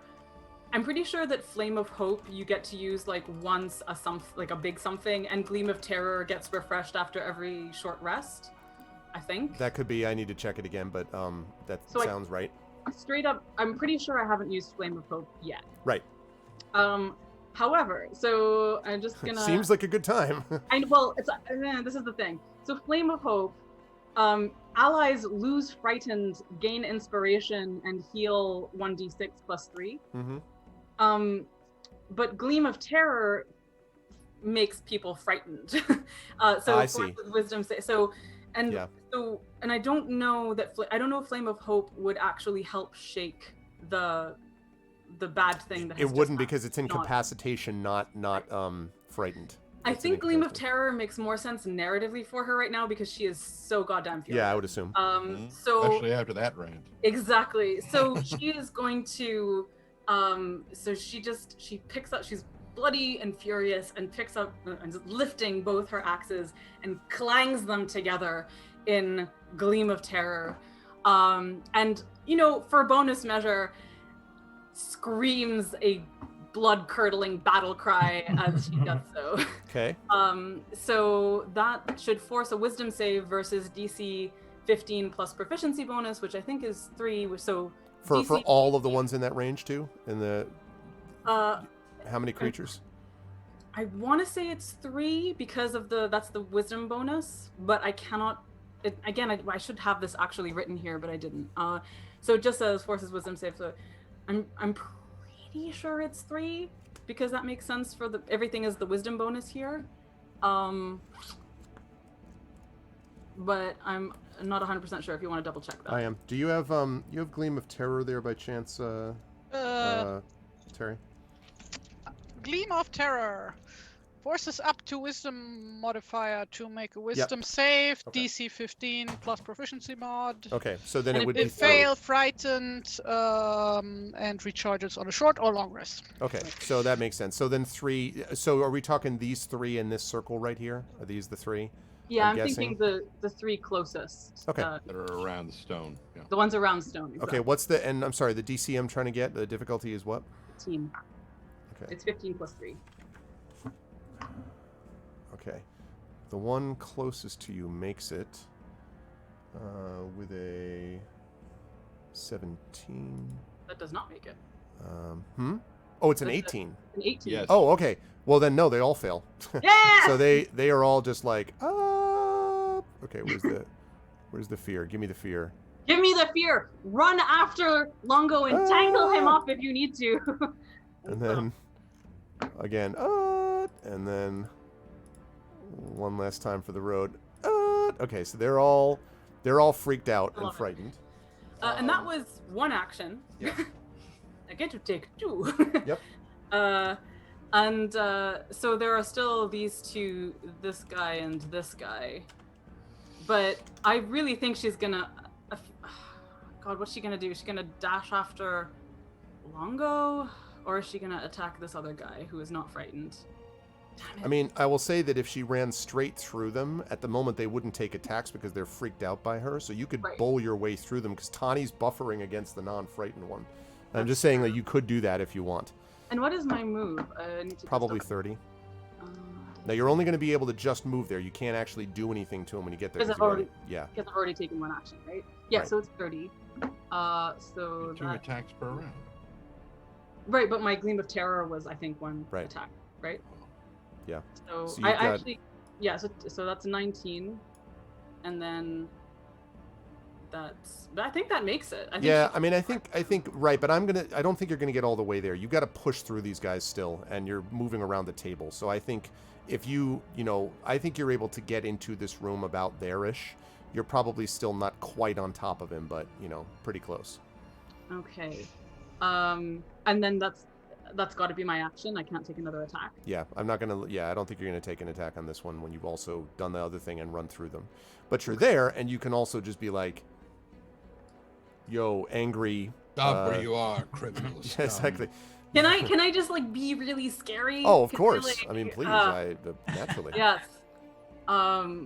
Yes. I'll tell you right now, he's not going to be happy to see you charge through the door. He's going to be like, what do I pay those oafs for? I'm gonna. Can I have her arrive just as he said, rat in a trap? Oh, sure. Yeah. If you want. So she's gonna. Okay, like 5 seconds later, anyway. All right. So I'm assuming she's gonna have heard that, and she's just gonna turn up, and she is bloody and exuding fury and fire, and just looks at Longo and grins in a way that is like a dog baring its teeth, and says, "Rat in a trap." Is that what you said? And he sort of looks up and looks troubled by you. Okay, so go ahead and move your token into here. Okay. And let's see, that was the river's turn. Bolo, it is your turn. You see the river there. You were under a table. I'm also going to say that the river's not going to notice you at all yet because your focus is just like completely on. I know vision. Yeah. So what do you want to do, Bolo? And does Longo, what was his other names, alternate name? Clovis. Clovis is what you originally knew him as. Is he pretty occupied with the river? I would say the arrival of the river means that he's like he's paying Okay. attention. He doesn't forget that you are there, but Yeah. Well, but what I do want to do is I want to stealth over here. So he Where is doesn't. here? Sorry, you can't see me moving. So like over like this way. Okay. And then I want to just like charge him from there. I'm just looking for a slight advantage to tackle him. Yes. Go ahead and make your stealth roll. Okay. I'm going to give him disadvantage on his perception check because he's paying attention to her. Okay. Okay. What was that thing that you definitely didn't say, Tawny? I said roll high. Roll high. A 10. Do I have an advantage because he's occupied? No. So occupied with. It is so occupied. No, sorry. We don't get stealth flanks here, unfortunately. All right. Well, even if he sees me, I'm running and tackling him. That's You're fine. not going anywhere, I say. Okay, so I'm going to have you here make a strength check. And we're going to see, or athletics if you have it, but I don't think you do, to try to basically knock him over. Not athletics, no. Halfling versus halfling. Fight. Oh, no. Oh, man. 7. So he basically punches you into the wall. It would be narratively so good if you had advantage on that. I hate it so much. It would have been great. But regretfully no. This is your moment, Bolo. So you bang into the wall. I would say that you probably slip to one knee, and he says, "Oh no. I deal with one rat at a time." He's barely looking at you. His attention is mostly focused on the river. And that's going to lead us to Inga. Inga, I need you to make a wisdom saving throw here. Yes, sir. Yeah, come on. I believe in you. I Oh, wait. don't, so Wait. that's nice. What? Oh no, it's a different effect. Never mind. I was like, wait, Different so effect. is it wisdom or charisma? But never mind. No, yeah, wisdom for this one because he did something different. Nope. He's like, nope, seems the same. Although, And that is wisdom +1 because like I found an option to like punch that in that it automatically adds that. okay. That said, though, you do now see the face of the thief, so-called, that you saw yelling, and now appears over the window, and she kind of cuts in and says, "What are you doing in there? Where do you go? Where's Longo?" She yells at you. Well, I mean, he went to go get my friends, he said, and told me to wait here.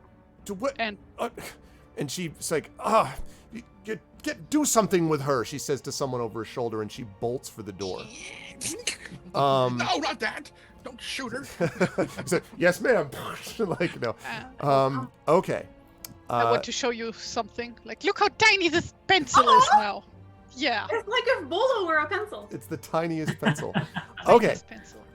Here we go. So, these Oh, it's so cool. You can extend the frightened pencil. ones. Yes. That's genius. So useful. Okay. Can recommend. So, we're through with this stuff. Okay, so they are going to attack. The 3 ones here are frightened, not incapacitated. These 2 are going to focus their attention on Tawny. These 2 are going to focus their attention on Stone, who at the moment is still not moving around very much. Oh, Stone, sweetie. Okay, that first one's going to be still misses even with that check, but that's an 18 though. The other one gets on him, I believe. So that's 6 points of damage to Stone as they just rain blows on this helpless dog. No, my God! There's I'm regretting everything. then these 2 attack Tawny. One is an 11 and one is an 18. These 2 right here, Tawny. Oh Hey, wait, Greg. Tawny is currently not here. Yeah. If you kill Stone, then I'm gonna call Peter on you. So. Okay, I'm keeping that in mind. It's not me, it's the bandits. I was gonna say, I feel like these dudes should have scattered or something when River barreled through them to get away from her. Yeah, no, Not what not they they. have to do. If they wanted to get away from you, but frightened doesn't mean that they're not. So I see Tawny stepped away for a minute, so he will have taken 6 points of damage from that. So I will deal with that in a minute. The other one is going to fire at Tawny and is going to get a 15, which I think we previously established does not hit. Okay, and that leads us down to Longo. So he knocked you against the wall, Bolo, and he faces you down, River. And you are currently against the wall, so he slides this way. He's still paying attention to you, Bolo, so he's not like, he's only moving in that sort of 5 feet. He puts the table, basically, the shelving between, more or less, low shelving between himself and the river, and he says, I see that you're going to be the most difficult one to deal with. That's fine. What I think you need to remember is, not everyone wants to hurt you all the time. And you see his, gaze bearing down at you. Tawny, Trent, just so you know, you got 6 points of damage done to you while you were gone. You had 1 hit from one guy. They hit you with an 18, in case you were curious. Oh, actually, unless you wanted them to miss. Did you want to do that thing? Yes. Okay, well then no, then you didn't get it. Well, so you step away, and I don't see the skills. Okay, no, that's Hey, fine. do you want to take damage? Yeah, it's fine. Yeah, so you've used that ability, though. Just make sure you mark it off. Yeah. So he looks at you. River, I need you to make, please, for me. This is a wisdom saving throw here, not a charisma one. It's a dream. It was a I want this ability that he's using to be something that runs out, so that even Yeah. Well, it's very obvious he keeps grabbing at his scabbard. And even as you're looking at him, the River, by the way, I should say, River, even as you're looking at him, he continues to... It's very hard to... I mean, you still are angry, but he seems so inoffensive and you're just having a hard time maintaining your rage over him. Yeah, and she, you can't, she's got axes in her hands, she can't really cover who you're hurting. Exactly. Also, Lone Wolf has just inspired you. So you have the ability Thank to... you so much! Good Thank stuff, you. River. So Lone Wolf, rather. Okay, so you have to make your wisdom save. Wait, Lone Wolf? Inshallah, wisdom saving throw. The game we used to play? That's a 16. Game books? That's right. Thank you. Not different lone wolf. Okay, a 16. So yeah, you feel yourself kind of like you kind of like shake your head, but you're not. Your will is still your own, and you kind of you can tell though it was close though. He was like, Thank you, Lone Wolf. That was all you. yeah, that was pretty epic. That was going to be a terrible roll otherwise. Oh my Okay. god. We have, unfortunately, this has got to be the last round because we're running too close to time. Sadly, I wish that was not the case. But so we will go. That was he just did that at the end of his turn. So this is now Tawny. So you have two pretty hurt guys and two fresh guys. Actually, three. All these three are really hurt. This one behind you is not really, and this one is fresh. You've also So- got a very injured stone. And a very injured dog. Yeah. So I'm going to kind of shift this way, Okay. which may provoke. No. May not. Okay. And Close enough that it doesn't. okay, and I'm going to slap a poultice on Stone and hit him with some improved healing. Okay. Smash that poultice if you like this dog. He heals 17 hit points. Wow. Thank you. Feeling hale and hearty. Now, Stone is still not recovered from, Yeah. being incapacitated, but he's sort of, you can see his I wounds was heal. so scared. He was like at 3 hit points, wasn't he? 4. He looks up at you and he's like up at you, like sort of thank you, but also I can't really do anything. And as Johnny's looking back up, he's like, "You guys are so dead now." Okay, that was his move and his action. Now, Stone is going to need to repeat his charisma saving throw here. And yes, you could inspire Doggo. Technically, Stone could be inspired, although I would not allow him to hold on to it. I think he'd be using it right here. If you're using So- it right now. Yeah. So if anyone wants to inspire the dog, you can. I want to rip out Longo's lugs and dangle them in his face to watch him beg while he suffocates. Well, seems he's done his job. Echo has Alves. inspired the dog. Thank you All so right. much. I Yay. really hope it works. Here's hoping. It seems appropriate that Echo would do that. He's a big dog lover. That is 13. a 13. 13 it and a was- 12 is not enough. The number you're looking for, I don't normally say this, but the number you're looking for is a 15. That's what I thought. Yeah. He rolled a 15, but he's at -2 for charisma, which is so upsetting.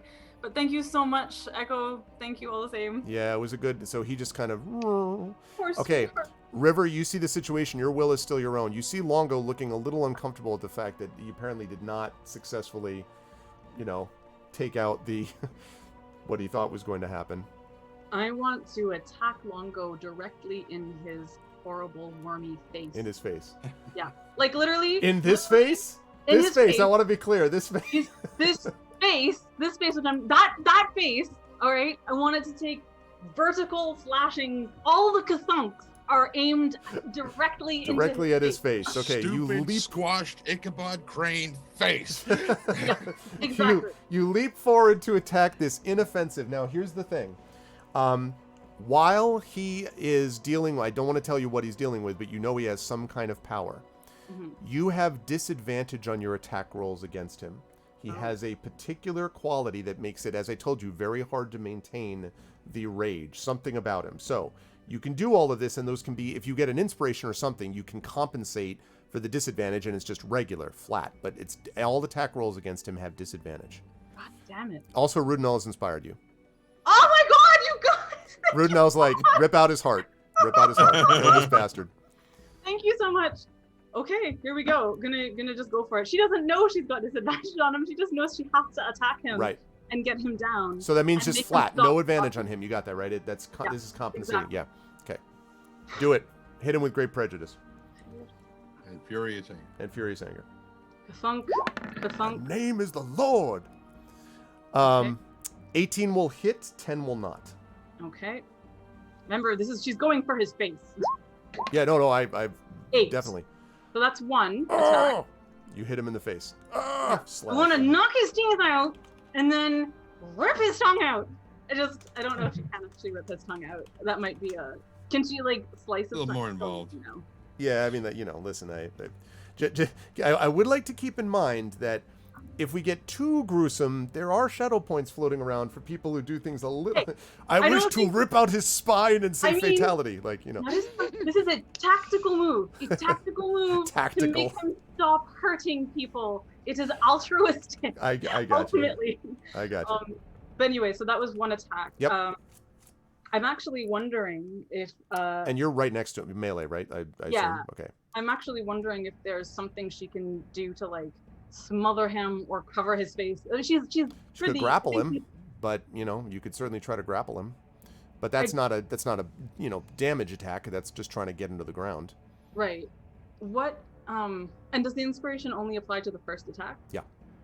Okay. I'm just trying to like she knows she wants to silence him essentially. So is there a way to make these attacks, because like that's been the whole deal, the first attack, the second attack, they're aimed at his face to make him just not be able to talk.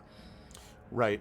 Seems like it. I mean, it's definitely you know, he was slashed in the face and he doesn't like it, but you know, you'd have to like to actually silencing him would be like stabbing through the throat, which would also be lethal. So I mean, I'm saying at the end of it, you could definitely make that the last lethal attack, but in the meantime, he's clearly trying to avoid being hit in the throat. The other thing is Punch him in the throat, you know? yeah, exactly, like the kinds of things that would just make you not be able to talk. The only other thought is like to go for the scabbard somehow. Like, can she, if in her second attack, aim to separate the scabbard from him? So Amal, the Yeah. table. you're not there. What? No.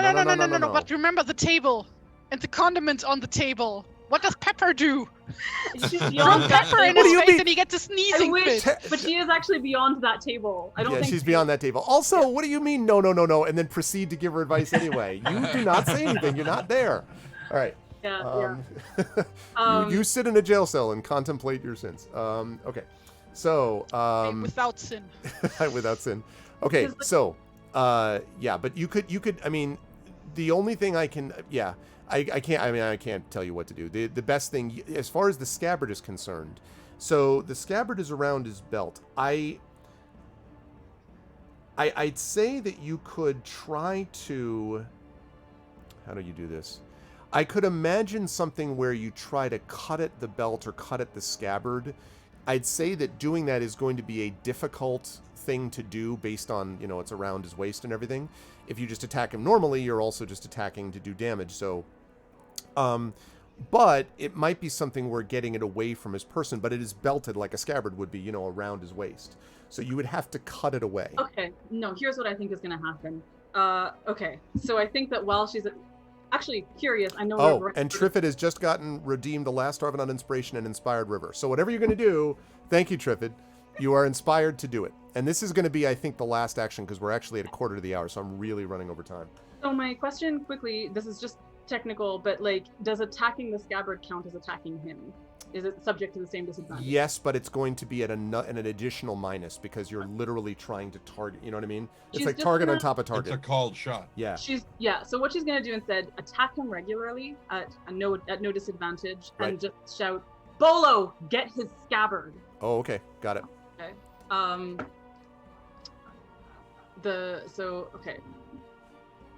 And here we go. Thank you so much for all these inspirations. I'm Yeah. genuinely so moved. To Trent, Kathunk. when the Pasha people are like, "What's going on?" You could be like, "There was a lot that happened in the fight." So that is Okay. 13 and 16. 13 is going to miss. The 16 will hit. And that's another 8. That's another 8. Sure, Okay. please So yeah, I mean, you've hit him hard twice, and he's like, ah, he's sort of, you know, bleeding, kind of falling back. He looks very unhappy, and I'm going to allow this, even though I'm really running incredibly over time. But I just really want to see what happens with Bolo, and I want to see if Inga gets clear of her thing. So Bolo is up. You heard what was said. What do you want to do? So yeah, I knew about the. I was thinking the scabbard as well, but I haven't really looked closely at my treasure hunter class in a little bit. I have a sneak attack, which since the river is right there, I would allow you to do the sneak attack. He's paying no attention to you at the moment. He's paying attention to the person slashing. I don't him in the need face. advantage with somebody else within 5 feet, so I can do that with a ranged or a finesse weapon. So I'm going to use my sling, and try to do the sneak attack with that. Okay, make sure that you back off a couple of inches, like a couple of feet. Like you'd have to go here. He's not Sure. paying attention to you before you use the Yep. sling. Yeah. Okay. Or wherever. Okay, Oh, so you're attacking him but not getting the scabbard? correct. Okay. And that's because I get so much bonus on this sneak attack if it works. But okay. Well, anyways, Bolo has not been a controllable property throughout any of this. So it's fine. It's fine. Okay. I wouldn't anyway. What has Um, happened? I haven't dared look. the sling stone goes whizzing by. Are Sadly. you freaking kidding me? He doesn't get advantage on that. It was just straight because. Remember, he gets flank. disadvantage on all attacks against this guy. Yeah, but this is a flank, so I thought that doesn't was... matter. Okay. It's not about what he's. It's not not about his about- gaze. You're dealing with something bigger than that, apparently. So, as you were hit in the face by the stone. No, I'm just kidding. Okay. And that leads us to finish up here. That leads us to Inga. So Inga, you were in the jail cell. There is now someone who has come over to you, and they say, "What?" It's not the one you saw before. It's like, "What are you doing in there? You got to take care of Longo." I'm gonna let you make this next check at advantage because you now have people that are basically screaming at you like, "What is going on?" You know, type This of thing. time she's not going Watch to me need it. fail this anyway. Yep. Oh wait, no, advantage. Advantage. 18. Hey. So you're the sort of fog clears and you're in this jail cell, and I imagine you're like, "What do you do?" She's like takes like a split second, like it's like looks at her hands, looks at the dude in front of her, is like, "What? Get out of my way!" Like pushes him to the side and He's runs not. past him. There's a problem. He's on the other side of this barred door. Oh, I thought It you is- opened it. It is closed. Right now, he's I like, tried to open the door. it is locked. Yeah. But you did not get this action. Remember, this is at the end of your turn. So you got clear of it, and so you're staring at the door. He's staring at the door, and he's like, "He's probably got the key." He says to you. So you can definitely respond to him if you wish. I don't need a key. And raise my axe. And Okay. And I think with that image of you raising your axe on the door, and the last thing to note here is just sort of zooming around the corner. Do I have a figure for this, actually? Not there. Here. Okay. Zooming around the corner, you see, and more are coming up over the window, incidentally, Inga, I should say. Zooming over the corner, you see, around the corner into the room, you see, in through the door, you see this person appear, just top half, like basically the bottom sort of cloaked, and then says, "So," and Bolo, you immediately recognize it's Brindle. And she says, "Bolo, what are you," and she looks and she says, and she looks at Clovis, who's like bloodied and everything, and she says, So it's like that. It appears you got the tables turned on you this time, eh?" And he sort of stares back at her and he says, "Not quite yet." And as she takes in the look of you, the river, and the look of Bolo, and the look of Clovis, who would be Longo, I regretfully have to bring the combat to a pause because I just can't. I'm already way late. So I've got to bring it to a close. I'm sorry. It was amazing. It was awesome. And we will no doubt finish this combat one way or the other. But I am going to have to bring this to a close because I'm really running over time. So I'm going to ask the players, with apologies, if they would not mind going through fairly quickly through their outros because I got to get moving. Yes. This was Go on. awesome. Amal, I loved River's righteous rage. I would apologize, but I'm not going to because this is the job that is, he is an ass. I hate him as much as you do. But it was great to see the reactions to it. And I hope you felt some satisfaction in punching some bandits in the face. Maybe more to come. How'd you feel about today? Where will the lovely folks see you next? Extremely well. I feel like I've made my feelings plain throughout this session. It was a little unclear, but no. I know. I usually, I hold things close to my chest. Yeah. I'm not very easy to read. Right, So I right. apologize for that. The thing that I actually really want to focus on is just how extremely grateful I am to like the beautiful chat today. Thank Chat you was great so, all the way through. Great so turnout much. too. We had like 40 people, close to 40 people most of the time. It was great. I really felt like everyone was participating in the same rage that I was feeling personally, and which overspilled into everything. So thank you all so much. No, I loved today. Baffled, genuinely baffled by Bolo, but it's so in character for him to do the least helpful possible thing. It was just like, I mean, so it is. I can just see like if they make it through this, the conversation that River is going to be like, just do what we tell you. Don't go wandering off. Don't attack when we say to disarm. Don't like, and just like that, knowing that it's not going to get through. But anyway, no, I love this. I loved it so much. I am overwhelmed with feelings, and I don't even have sushi I can have afterwards, which is infuriating. And that's all. I'm gonna be back on this stream the next time that we do it. Other than that, actually, I'm gonna be there's like a New York Public Library event that's happening in a couple of weeks' time that I'm doing with Annalie Newitz for their launch of their book Four Lost Cities, which is superb thus far as I am reading it, but more on that eventually. But it'll be a Wednesday evening Eastern Standard Time if any of you have any interest in like hearing brilliant Annalie Newitz chat about their awesome book. So that's pretty much it. Awesome. Great Thank stuff. you so Thank you. much. As always, Mel, good stuff. Terry, I know that the first half of this, you were doing a lot of good stuff, and then I know the second half we had the situation with the charm. I'm sorry that happened in that way, except that it all, very much fit narratively what was happening, and I sort of built up the hatred level for Clovis / Longo quite a bit. Who is such a smarmy piece of garbage. Yeah, I pretty much. But I love the image of this sort of like you bringing up the axe montage style on the. I can't wait. Anyway, bringing up images. Oh yeah. Okay, wait. Oh wow! All right, wait. It's Waterbender River. Oh no, Amal isn't here. Oh, she's not here. Oh, see, well, she gets. I've got to send her a photo. You have to send her a photo. That's amazing. Wow.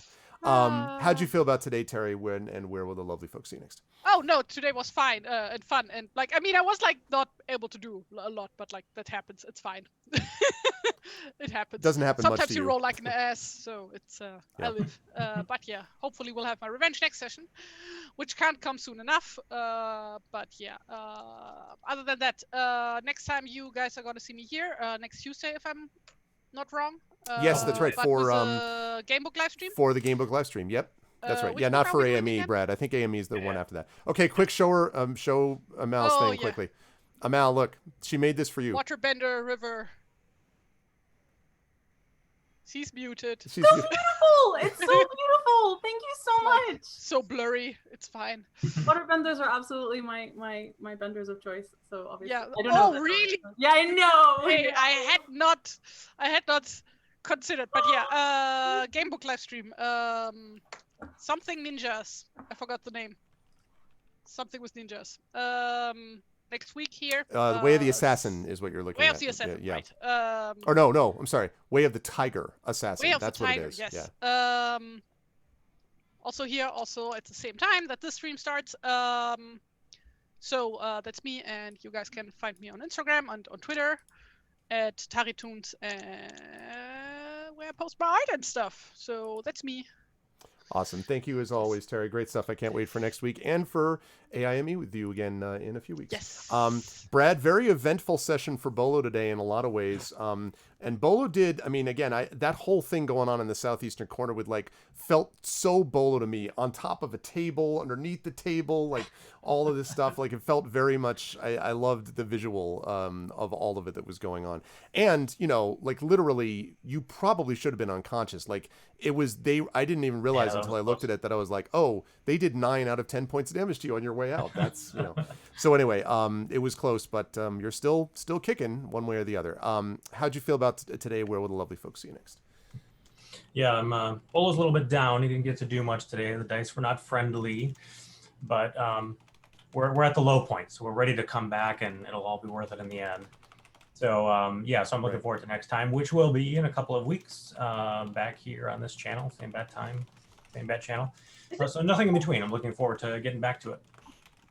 Is it possible that we still need to like do stuff to Bolo's sheet? Because it really feels like he's missing basic things like proficiency bonuses in addition to Maybe. Yeah, before next time, I'll take a closer look. But I didn't look at all of his skills or whatever. So I have to copy those to my sheet. So I at least have more stuff to do. Yeah, definitely. If we can, yeah, let's make sure we do that. Also, Amal, if you can take a look and make sure you copy over like Gleam of Terror, just a couple of these things to make sure we have them on the sheets you can access, and that would be a useful, thing.